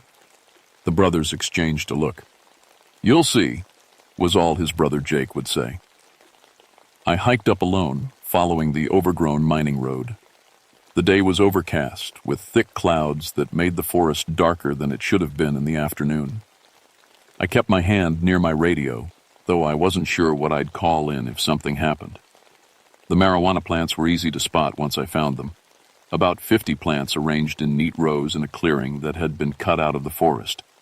Someone had put serious work into this operation. There was an irrigation system made from stolen PVC pipe, expensive growing equipment, and enough fertilizer to keep the plants healthy through the season. Had been enough anyway.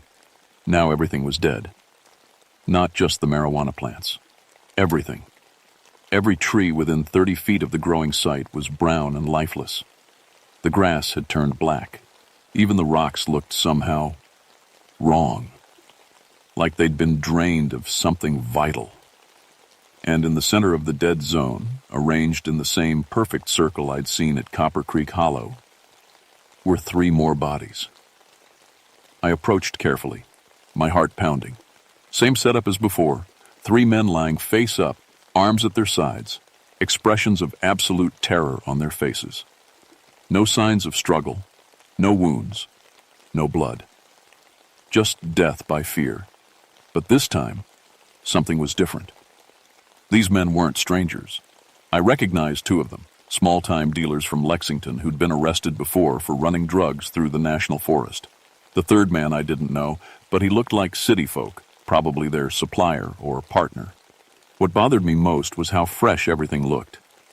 The hunters had found this site that morning, but the bodies couldn't have been dead more than a day or 2, which meant whatever had happened here had happened recently. Very recently. I was examining the irrigation system, which had been torn apart with the same impossible strength I'd seen at the moonshine still, when I heard it. The same sound I'd heard at Copper Creek Hollow. Slow, deep breathing that seemed to come from everywhere at once. I froze, listening. The breathing continued for maybe 30 seconds, then stopped. The silence that followed was so complete, it made my ears ring. That's when I saw the tracks. They started at the edge of the dead zone and led deeper into the forest. At first glance, they looked almost human, the right general shape and size. But no human I'd ever seen had feet that big. These tracks were easily twice the size of my boots, with what looked like claw marks at the tips of the toes. I followed them for about 50 yards until they led to a tree that had to be over 100 years old. The tracks stopped at the base of the tree, but carved into the bark about 10 feet up was the same symbol I'd seen at Copper Creek Hollow. As I stood there staring at the carving, I heard branches breaking somewhere above me. I looked up just in time to see something large moving through the canopy, something too big to be a bear, too fast to be human. My radio crackled to life, making me jump. "Ranger Blackthorn, this is dispatch. Do you copy?" I grabbed the radio with shaking hands. "This is Blackthorn. Go ahead." "We've got another report coming in from the south side of the forest. Hunters found what looks like another drug lab. Destroyed, same as the others." My blood went cold. "When?" "Call came in about 20 minutes ago." 20 minutes ago, I'd been hiking up to Blackberry Ridge. Whatever had destroyed that 3rd site had been busy while I was examining the 2nd one. "I'll head over there now," I said into the radio. "Copy that." "And Ranger?" "The hunters who called it in, they mentioned seeing something moving in the woods, something big. Might want to be extra careful." I looked back up at the trees where I'd seen the movement, but everything was still now, too still. As I hiked back down the mining road, I couldn't shake the feeling that I was being watched. Every few steps I'd stop and listen, but all I heard was my own breathing and the crunch of leaves under my boots. When I reached my Jeep, I found something that made my blood run cold. Carved into the driver's side door, right where I couldn't miss it, was the same symbol I'd seen on the trees. Someone, or something, knew who I was, and they wanted me to know they were watching. I drove to the 3rd site with my rifle loaded and ready on the seat beside me. But when I got there, I found the same thing I'd found at the other 2 sites: dead plants, destroyed equipment, and bodies arranged in a perfect circle. This time, there were 4 of them. As I examined the scene, I noticed something else. The destruction was getting more artistic. The equipment wasn't just broken. It was arranged in patterns. The dead plants were laid out in spirals. Even the bodies were positioned more carefully, their hands folded, their eyes closed. Someone was taking pride in their work. I was photographing the scene when I heard footsteps behind me. I spun around, raising my rifle, but saw only an old Cherokee man standing at the edge of the clearing. He was wearing traditional clothes and watching me with dark, serious eyes. "You're the ranger," he said. It wasn't a question. "That's right. Samuel Blackthorn. You shouldn't be here. This is a crime scene." The old man smiled sadly. "Crime scene. Is that what you call it? What would you call it?" He walked to the edge of the dead zone, careful not to step inside the circle of destruction. "Justice," he said quietly. "Old justice. The kind that was here before your laws. What do you know about this? The Cherokee man looked at me for a long moment. I know you're asking the wrong questions, Ranger. You want to know who did this. You should be asking why. Okay, why? Because some things are sacred, and some things don't like being violated by greedy men. He turned and walked back into the forest before I could ask him anything else. By the time I finished photographing the scene and hiked back to where I'd seen him, he was gone. That night, I sat in my cabin trying to make sense of what I'd seen. 3 destroyed operations in 3 weeks, 11 dead men, all killed by fear, equipment destroyed by impossible strength, and symbols carved high in trees by something that could climb like a monkey and carve like a man. I pulled out my maps and marked the 3 locations. They formed a rough triangle, with each site about 10 miles from the others. All of them were in remote areas where outsiders might set up illegal operations. All of them were places the local mountain families avoided. And all of them, I realized as I studied the topographical maps, were in areas that had been sacred to the Cherokee before they were forced out in the 1830s. I was starting to understand that I wasn't dealing with a person at all. I was dealing with something that had been in these mountains a lot longer than I had. The next month brought 3 more destroyed sites and 9 more dead men. Word was spreading through the criminal networks that something in the Daniel Boone Forest was hunting down illegal operations. Some of the smarter ones packed up and moved their business elsewhere. Others figured it was just a rival gang trying to scare off competition. They were wrong. I started carrying a camera with me everywhere, documenting each site. The patterns were getting clearer. Every operation destroyed belonged to outsiders, people who had no connection to the local mountain families. Every site was in an area that had spiritual significance to the Cherokee or the early settlers. And every scene showed the same impossible evidence of supernatural strength. But it was the 7th site that changed everything. I got the call on a Thursday morning in November. A deer hunter had found bodies near Devil's Backbone Ridge, a narrow strip of rock that ran along the top of the mountain like the spine of some huge buried creature. How many this time? I asked dispatch. Hunter wasn't sure. Said there were too many to count. I felt ice form in my stomach. The previous attacks had targeted small operations, 3 to 5 people at most. If there were too many to count, something had escalated. Devil's Backbone Ridge was a hard climb, even for someone in good shape. The trail was steep and narrow, winding through dense forest and over rock faces that required careful navigation. By the time I reached the top, I was breathing hard and sweating despite the cold November air. The smell hit me before I saw anything else. Sweet rot, but stronger than before. Much stronger. The clearing at the top of Devil's Backbone was about the size of a football field, and it had been home to the biggest drug operation I'd ever seen in the forest. Industrial-scale equipment for processing cocaine, generators to power everything, enough supplies to keep a dozen people busy for months. Now it was all destroyed and arranged in the most elaborate pattern yet. 12 men lay in a perfect spiral around the remains of the operation. The equipment had been twisted into artistic shapes, metal sculptures that would have been beautiful if they weren't made from destroyed drug lab gear. The spiral of bodies led to the center, where someone had built a small altar from stacked stones. And on top of the altar was something that made my hands shake as I tried to photograph it. A human skull, old and yellowed with age. Carved into the forehead was the same symbol I'd been seeing at every site. But this skull was different, larger than normal, with teeth that were too sharp and eye sockets that were too deep. I was studying the skull when I heard movement behind me. I turned around and found myself face to face with the Cherokee man I'd met at the 3rd site. "You came back," I said. "I never left," he replied. "I've been watching you, Ranger, watching to see what kind of man you are." "What kind of man am I?" "The kind who asks questions instead of running away. The kind who might be able to understand." He walked past me to the stone altar and touched the skull gently, like he was greeting an old friend. "This belonged to the first one," he said.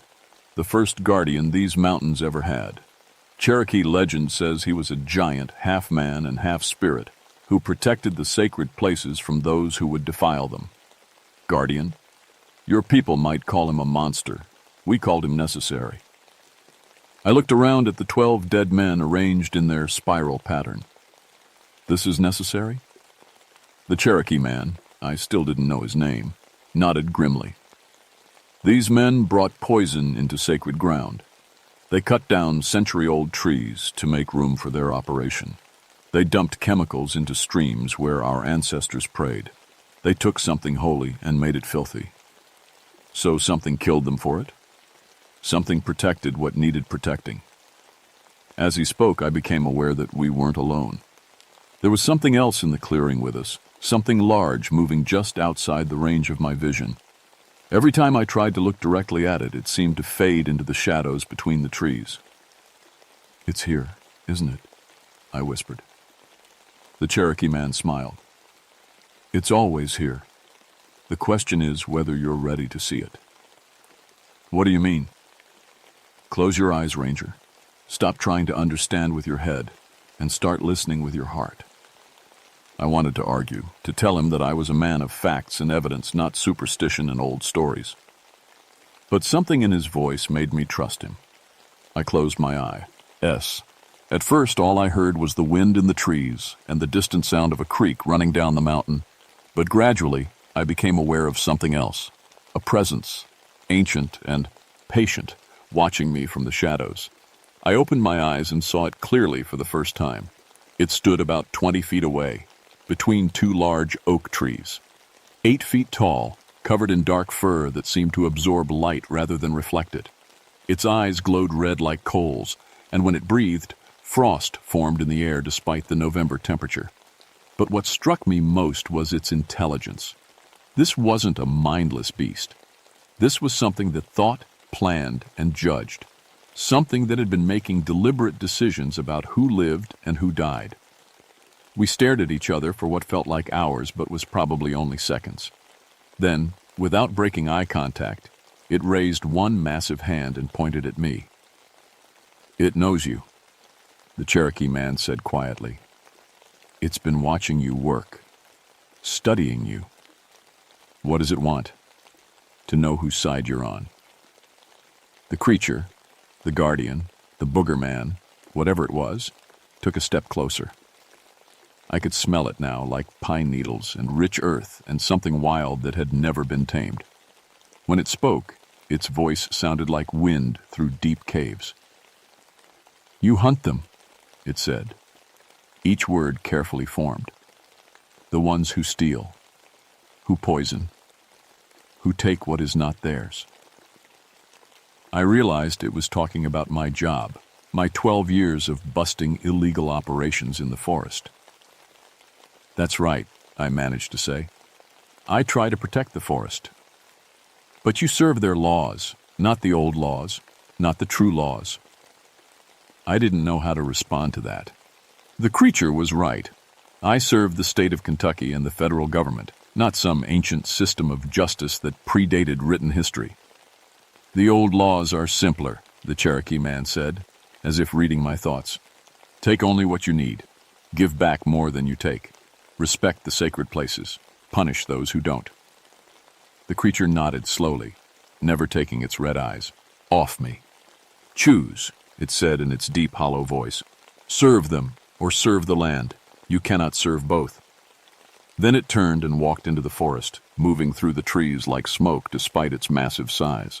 Within seconds, it had vanished completely, leaving only the smell of pine and earth behind. I stood there shaking, not from cold, but from the weight of what I'd just experienced. The Cherokee man put a hand on my shoulder. Think carefully, Ranger, he said. It's offered you something few outsiders ever get, a choice.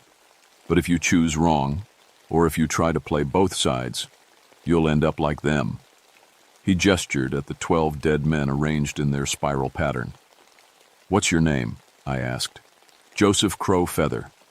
And you should know, I'm the one who's been calling in these sites, making sure you found them first, before the state police or the feds. Why? Because the Guardian wanted to see how you'd react, whether you'd try to hunt it down like some animal, or whether you'd try to understand. And Joseph smiled. You're still alive, aren't you? I looked around at the destroyed drug operation, the spiral of bodies, the ancient skull on its stone altar. Everything I'd been trained to do told me to call in backup, seal off the area, and start a manhunt for whoever was responsible for these deaths. But I knew now that there was no whoever. There was only something that had been here longer than human law, longer than human understanding.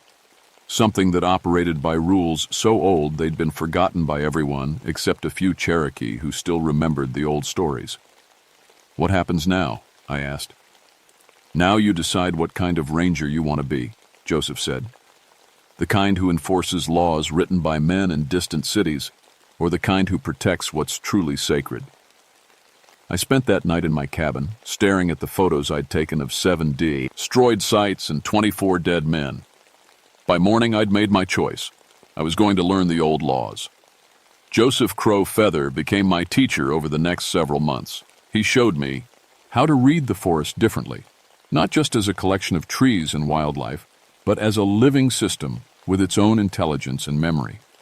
He taught me which places were sacred, which plants and animals served as messengers, and how to recognize the signs that the guardian was near. Most importantly, he taught me how to distinguish between the mountain families who belonged to this land and the outsiders who only wanted to exploit it.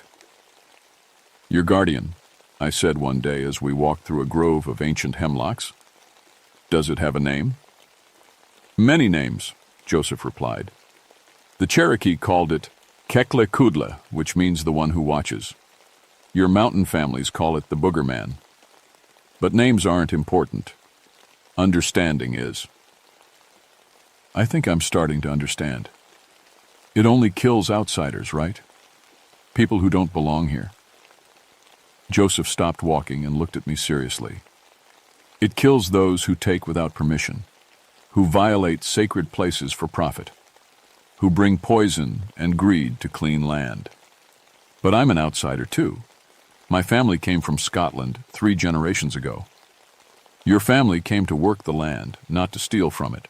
Your grandfather told you the old stories, even if you didn't believe them at first. And you've spent 12 years protecting this forest. That makes you more native than blood alone ever could.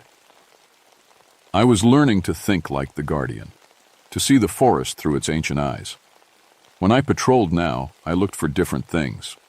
Not just illegal activities, but violations of the old laws. People who cut down healthy trees for convenience. Hunters who killed more than they needed. Anyone who brought industrial-scale operations into sacred areas. The guardian seemed to approve of my new understanding. Sometimes when I was alone in the deep woods, I'd catch glimpses of it watching me from the shadows. Once, I found a deer that had been killed by poachers and left to rot. When I returned the next day with a cleanup crew, we found the poachers' camp destroyed and 2 men dead in the familiar circle pattern. But it was in March 1977 that everything came to a head. I got a call from dispatch about a massive federal operation moving into the northern section of the forest. DEA, FBI, ATF, a joint task force planning to establish a permanent surveillance base to monitor drug trafficking through the region. Where exactly are they setting up? I asked. Crying Woman Creek, the dispatcher said. They've got heavy equipment coming in, planning to clear about 10 acres for their compound. My blood went cold. Crying Woman Creek was one of the most sacred sites in the entire forest, a place where Cherokee women had once come to pray for their children's safety. Joseph had shown it to me just weeks before, explaining that it was under the Guardian's special protection. If the feds started cutting down centuries-old trees and building a military-style compound on sacred ground, the Guardian wouldn't just kill a few agents. It would start a war. I tried calling the task force commander, explaining that the area was environmentally sensitive, but he brushed me off. Federal jurisdiction trumped local rangers, he said. They'd be breaking ground the next morning. That night, I hiked up to Crying Woman Creek under a full moon. The Guardian was already there, standing in the center of the grove like a shadow-given form. Even from 50 yards away, I could feel its rage radiating like heat from a fire. They don't know what they're doing, I called out as I approached. They're not here to hurt the forest. They just don't understand. The guardian turned those red eyes on me. "Understanding is not required for judgment," it said in its hollow voice. "Only action. If you kill federal agents, they'll send the army. They'll turn this whole forest into a war zone. Let them come." I realized then that the guardian didn't care about consequences the way humans did. It was a force of nature, like an earthquake or a hurricane. It would do what it was created to do, regardless of the aftermath. "There has to be another way," I said. The guardian tilted its massive head, studying me. "You serve their laws now, or the old laws. Choose." This was it, the moment Joseph had warned me about. I could report the guardian's location to the federal task force, help them hunt it down with helicopters and sniper rifles. I could fulfill my duty as a sworn law enforcement officer, or I could betray everything I'd been trained to believe was right. "I choose the land," I said. The guardian nodded slowly. "Then stop them." "How?" "However you must." I spent the rest of that night making phone calls. I called environmental groups and told them about rare species in the Crying Woman Creek area that would be endangered by construction. I called archaeological societies and claimed there were Cherokee burial sites that needed protection. I called local politicians and reminded them that tourism dollars depended on keeping the forest pristine.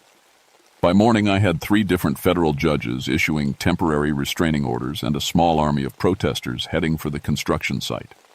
The task force commander was furious when he called me. "This is obstruction of justice, Ranger," he said. "We know you're behind this." "I'm just doing my job," I replied, "protecting the forest."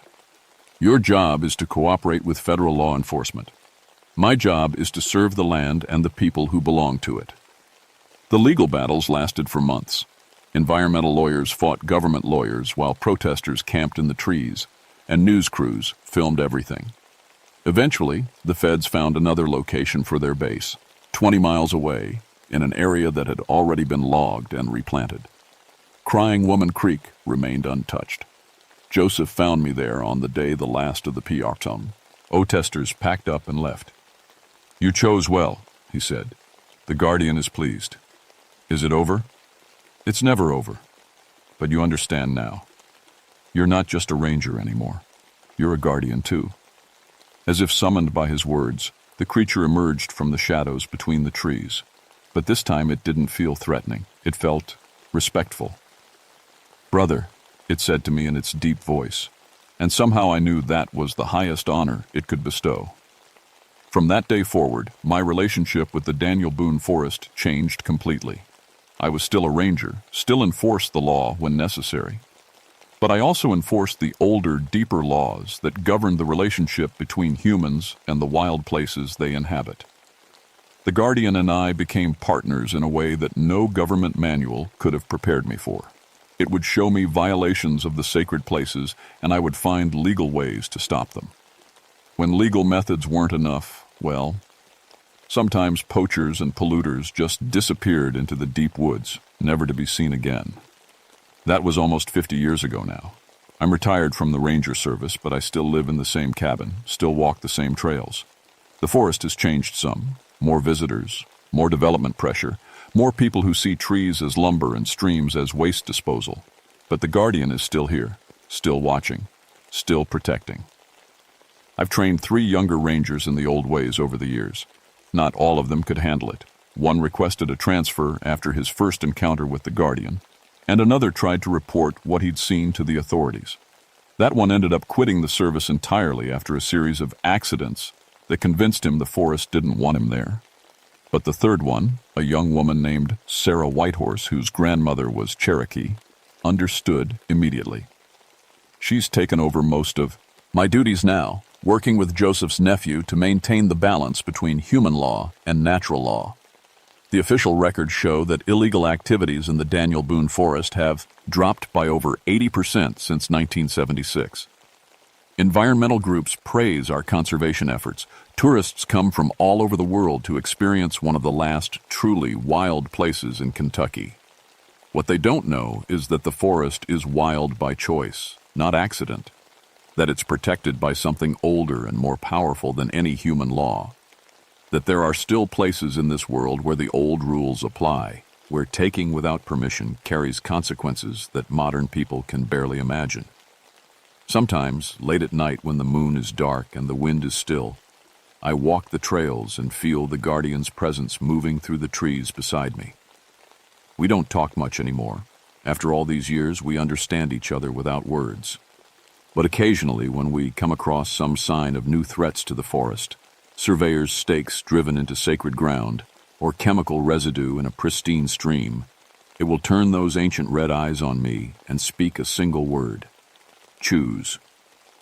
And I always give the same answer: the land. Because some things are more important than human law. Some places deserve protection regardless of what any government thinks is legal or profitable. And some guardians, whether they have badges or fur, whether they serve in courtrooms or deep woods, understand that their highest duty is not to the authorities who appointed them, but to the sacred places they've sworn to protect. The Booger Man is still out there in the Daniel Boone forest, still watching, still waiting, still guarding what needs to be guarded. And as long as people remember the old stories, as long as someone keeps faith with the ancient laws, it always will be. Just remember, if you ever find yourself deep in those Kentucky mountains with ideas about quick money and easy profits, the forest is watching, the land remembers, and some violations of the sacred carry consequences that no court of law could ever impose. Choose wisely. Author's note: this account is based on the personal testimony of Samuel Blackthorne, recorded in 1995, shortly before his death. The Daniel Boone National Forest Service declined to comment on Ranger Blackthorne's claims, stating only that he was a dedicated officer who served with distinction for over 30 years. Illegal activity in the forest has indeed declined dramatically since the 1970s, though official explanations cite improved surveillance and enforcement rather than supernatural intervention. Readers are encouraged to draw their own conclusions.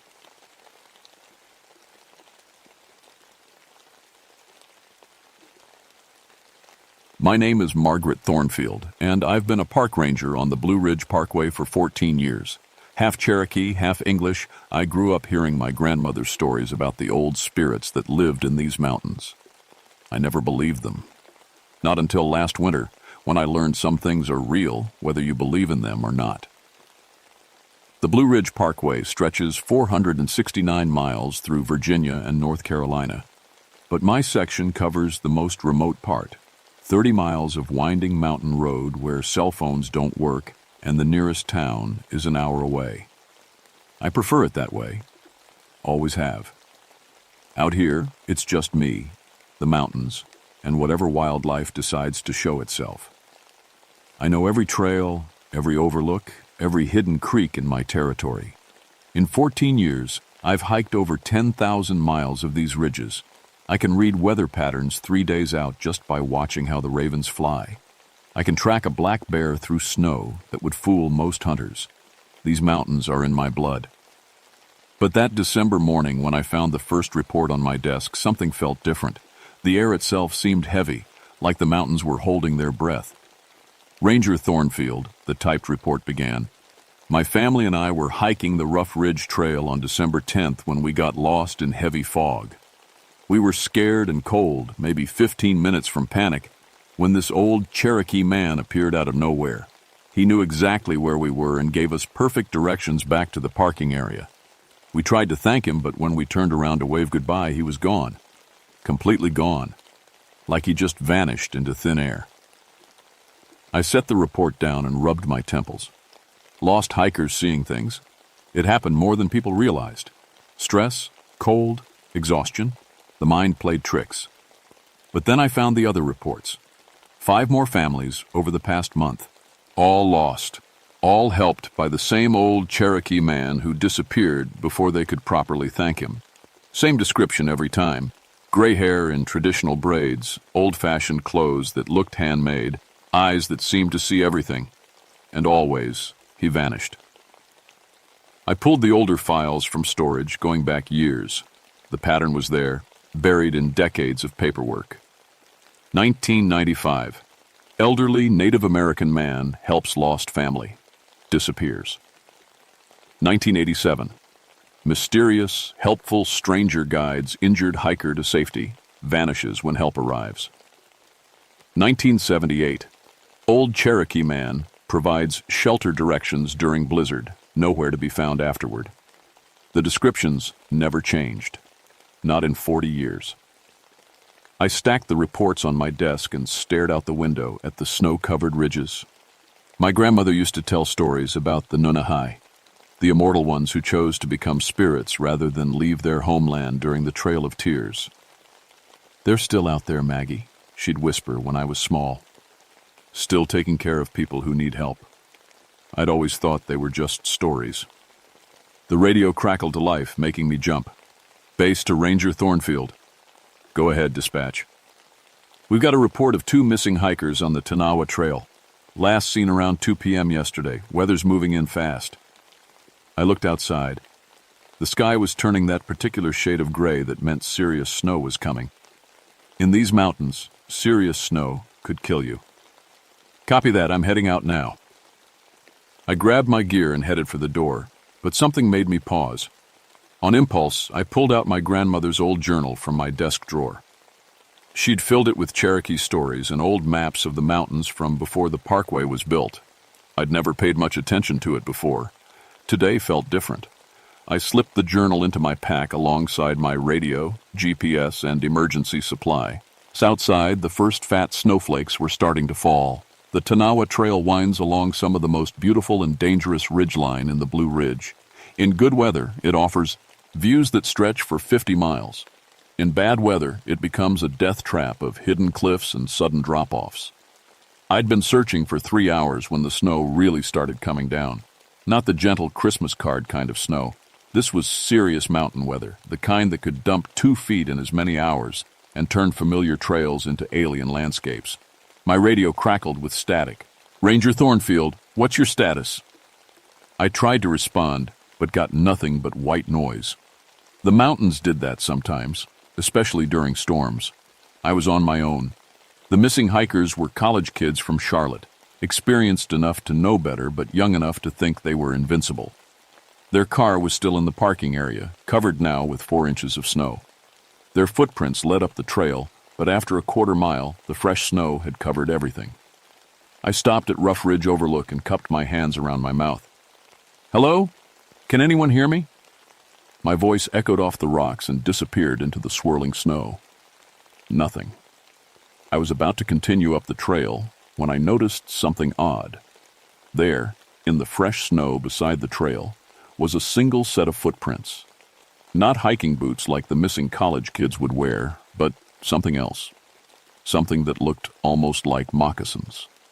The prints were clear and sharp, which meant they were recent. Very recent. But who would be out here in moccasins during a blizzard? I followed the prints for about 50 yards before they simply stopped.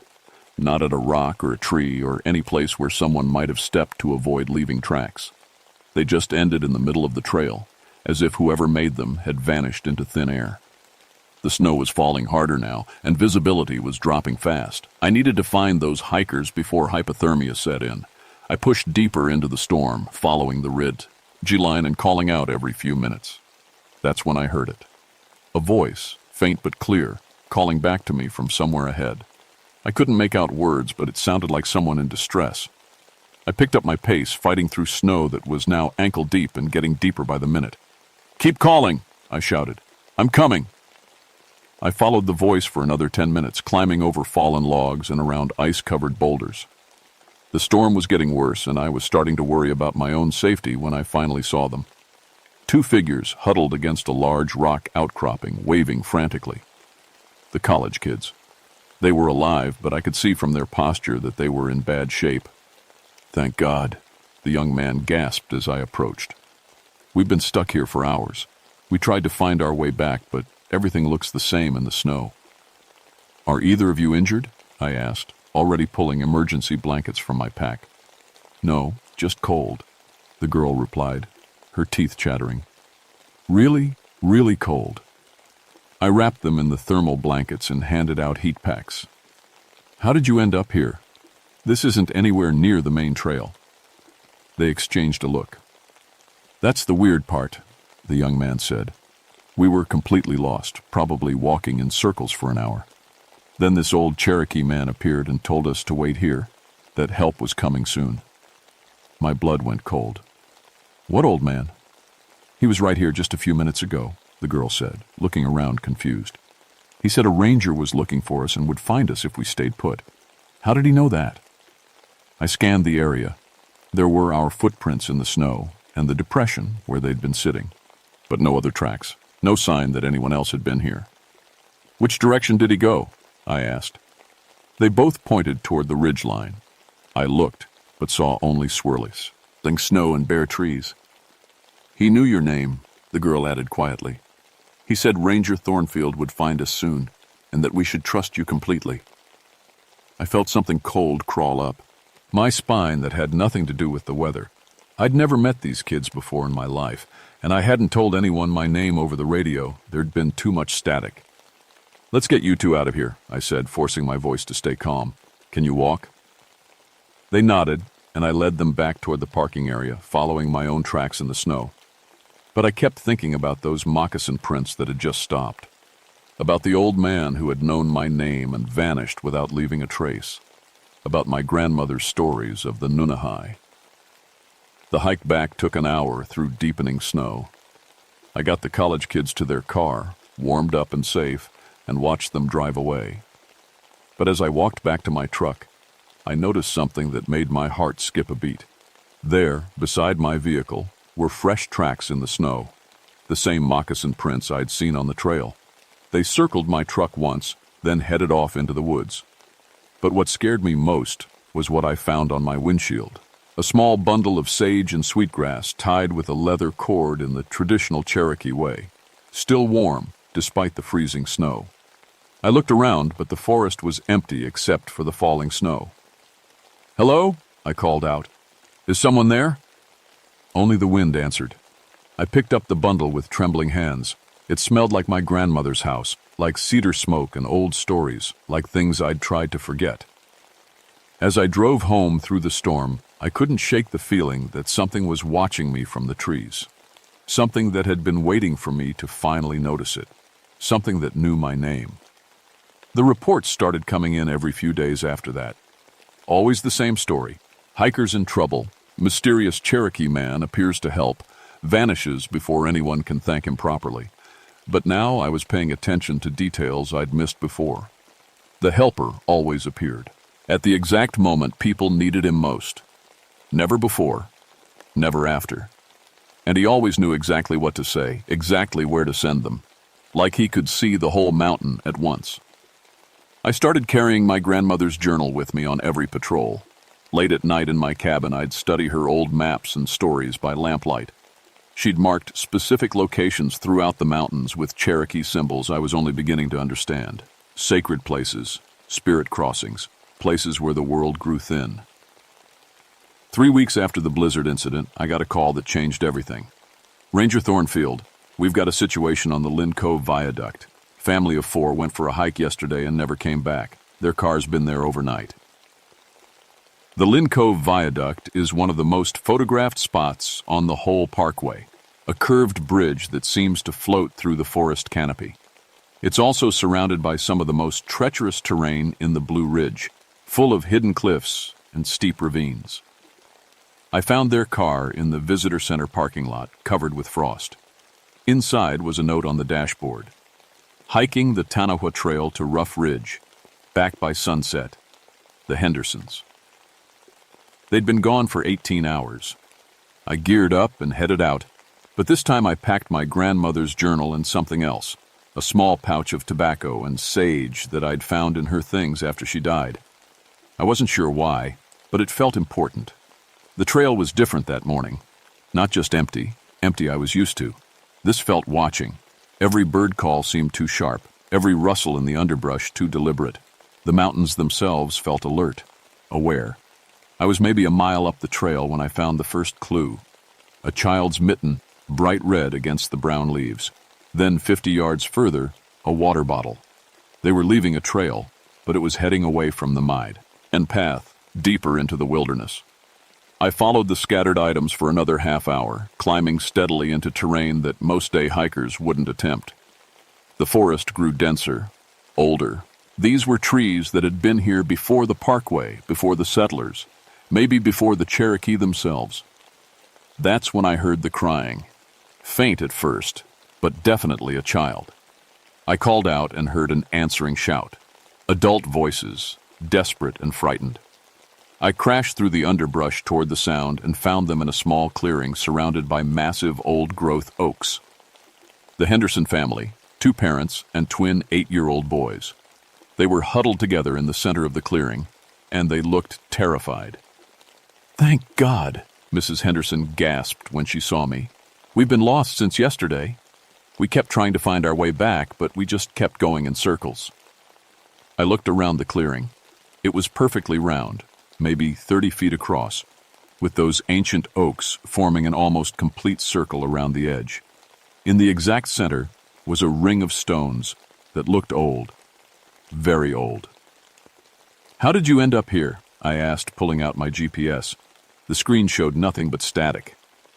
"We were following the trail markers," Mr. Henderson said, "but somehow we took a wrong turn and ended up here. Every time we try to leave, we just end up back here." One of the boys tugged on my sleeve. "The old man said you'd come." I felt that familiar chill. "What old man?" "He was here this morning," the other twin said. "He brought us water and told us to wait right here in the circle. He said Ranger Thornfield would find us today." I looked at the parents. Mrs. Henderson nodded. "We saw him too. Elderly Cherokee gentleman, traditional clothes. He said he'd been watching over lost travelers in these mountains for a very long time." "Where did he go?" They all pointed toward the same gap between 2 of the massive oaks. I walked over and looked, but saw only dense forest stretching away into shadows. No footprints, no broken branches, no sign anyone had passed to Hat Way. But there was something else. Carved into the bark of the largest oak, so old it was almost grown over, were Cherokee symbols that matched ones in my grandmother's journal. I traced them with my finger, and for just a moment I could have sworn I felt them pulse with warmth. "Everyone stay in the center of the clearing," I said, trying to keep my voice steady. "I'm going to figure out how to get us out of here." I pulled out my compass, but the needle spun wildly, unable to find magnetic north. My GPS was still showing nothing but static. Even my radio was dead. Not just poor reception, but completely silent. We were cut off from the outside world. I opened my grandmother's journal and found the page with the Cherokee symbols from the tree. Beside them, she'd written in her careful handwriting, "Sanctuary Circle." The Nunahai used these places to help lost souls find their way. But the living must be invited to leave. Invited to leave. By who? I looked around the clearing again, and this time I noticed something I'd missed before. At the base of each oak tree was a small pile of stones, arranged in careful patterns, and scattered around the edges of the clearing were objects that didn't belong. A hiking boot from maybe the 1980s, a faded baseball cap, a water bottle so old the label had completely worn away. Other lost travelers. How many people had found this place over the years? "Everyone hold hands," I said suddenly. "Form a circle around these stones in the center." "Why?" Mr. Henderson asked. "Because I think this place has rules," I said, "and I think someone's been trying to teach them to me." We formed our circle, the family's hands cold but trusting in mine. I closed my eyes and tried to remember everything my grandmother had told me about the old ways, about respect and reciprocity and asking permission. "We're grateful for the sanctuary," I said aloud, feeling foolish but somehow knowing it was right. "We're grateful for the protection, but we need to go home now. We have families waiting for us." The wind through the trees stopped. The clearing fell completely silent. Then, from somewhere just outside the circle of oaks, I heard a voice, old, gentle, speaking in Cherokee words I somehow understood despite never learning the language. "You remember," the voice said. "Good. Take them home, granddaughter. But remember, some are meant to walk between worlds." A path opened up between two trees that I could have sworn had no gap between them moments before, clear and obvious, leading back toward the main trail. "Follow me," I said, and led the Henderson family out of the clearing. We found the Tanawa Trail in 15 minutes. My GPS started working again. My radio crackled back to life. But when I looked back, the gap between the trees was gone. Just solid forest, as if there had never been a path there at all. The Hendersons made it back to their car safely. I filed my report, leaving out the parts about mysterious voices and vanishing paths. But that night, I sat in my cabin with my grandmother's journal open on my kitchen table, finally understanding that everything she'd told me was true. The Nunahai were real. They were still here, still helping people who got lost in their mountains. And for some reason, they wanted me to know about it. The next 3 months changed everything I thought I knew about the Blue Ridge Mountains. The encounters came more frequently, and I started to realize they weren't random. The Nunahi were showing themselves to me deliberately, teaching me things I needed to understand. I learned to recognize the signs, the way the air shimmered just before they appeared, the sudden silence of birds and insects, the feeling of being gently watched. I started leaving small offerings at the sacred sites my grandmother had marked in her journal: tobacco, sage, sometimes just a few words of gratitude spoken aloud, and they began to trust me. The first time I actually saw one clearly was in April, during a routine patrol of the craggy Pinnacle area. I was checking on a group of college students who'd been camping without permits when I noticed one of them wandering away from the others, heading toward a cliff edge in the fog. I started to call out a warning, but before I could, a figure stepped out from behind a tree directly in the student's path. An elderly Cherokee man in traditional clothes, just like all the witnesses had described. He spoke quietly to the young man, who nodded and turned back toward his campsite, seemingly unaware of how close he'd come to walking off a 300-foot drop. The old man looked at me across the clearing and smiled. Then he simply faded away, like mist in sunlight. That night, I found a gift on my cabin doorstep, a small, carved stone bear, warm to the touch despite the cool evening air. But it was in May that I learned what the Nunahai really wanted from me. I was investigating reports of illegal dumping in a remote watershed when I found something that made my blood boil. Someone had been using a hidden valley as a private landfill. Dozens of chemical drums and construction debris dumped directly into a stream that fed into the main watershed. The pollution was already spreading, killing fish and poisoning the water that thousands of people depended on. I was photographing the evidence when I felt that familiar shimmer in the air. This time, 3 figures materialized around me. The elderly man I'd seen before, a middle-aged Cherokee woman, and someone who looked barely older than a teenager but with eyes that seemed ancient. "You see," the old man said, speaking English now with an accent that sounded like my grandmother's. "They poison the waters. They poison the land. This has been going on for months." "I'll report this," I said. "Get the EPA involved. Track down whoever's responsible." The woman shook, her head sadly. "By the time your agencies act, the damage will be done, and the ones responsible will disappear, like they always do." "Then what do you want me to do?" The youngest-looking one stepped forward. "What your grandmother would have done. What you were born to do. Walk between worlds. Speak for those who have no voice." I felt something change inside me at those words, like a door opening that had been locked my whole life. "How?" The old man smiled and handed me something, a small leather pouch that felt warm and alive in my hands. The old ways and the new ways, working together. "You know what to do, granddaughter. You've always known." When I looked up, they were gone. But I understood.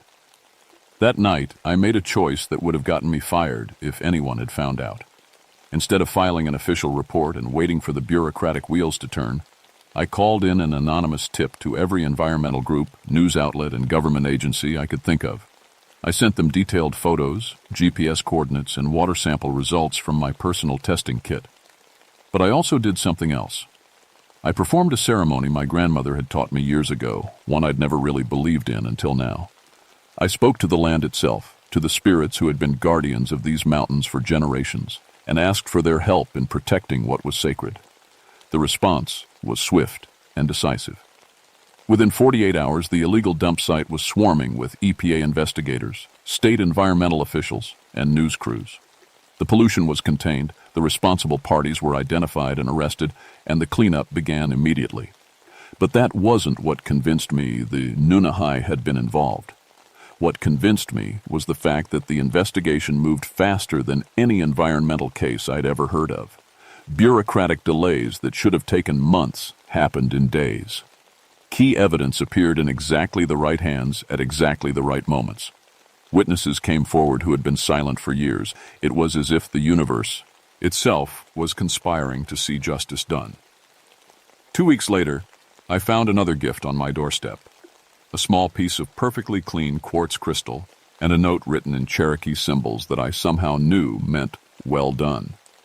But the real revelation came that June, during the worst crisis of my career, a massive wildfire had broken out in the most remote section of my territory, spreading fast through drought-dry forest toward several sacred sites marked in my grandmother's journal. The fire crews were struggling to contain it, and the forecast called for high winds that could turn the controlled burn into a catastrophe. I was coordinating evacuation efforts when I felt the familiar shimmer in the air. This time, dozens of figures appeared around me, more Nunahai than I'd ever seen at once. Men, women, children, all in traditional dress, all looking at me with expressions of urgent concern. "The fire will reach the sacred grove by morning," the old man said, "the place where our ancestors chose to become spirits rather than leave their homeland. If it burns—" He didn't finish, but I understood. Some things were too important to lose. "What can I do?" I asked. "I'm just one person." The Cherokee woman from before stepped forward. "You're not just one person. You're a bridge between worlds. You have access to both the old knowledge and the new tools. Use them both." What happened next still gives me chills when I think about it. Following instructions that came to me like half-remembered dreams, I used my Park Service radio to coordinate with the fire crews, but I also used knowledge that came from somewhere much older. I knew exactly which ridge lines the fire would follow, which wind patterns would develop, which natural fire breaks could be strengthened to contain the blaze. I guided the fire crews to strategic positions that made no sense according to their computer models, but worked perfectly in practice. I suggested water drops in locations that seemed random but turned out to be crucial.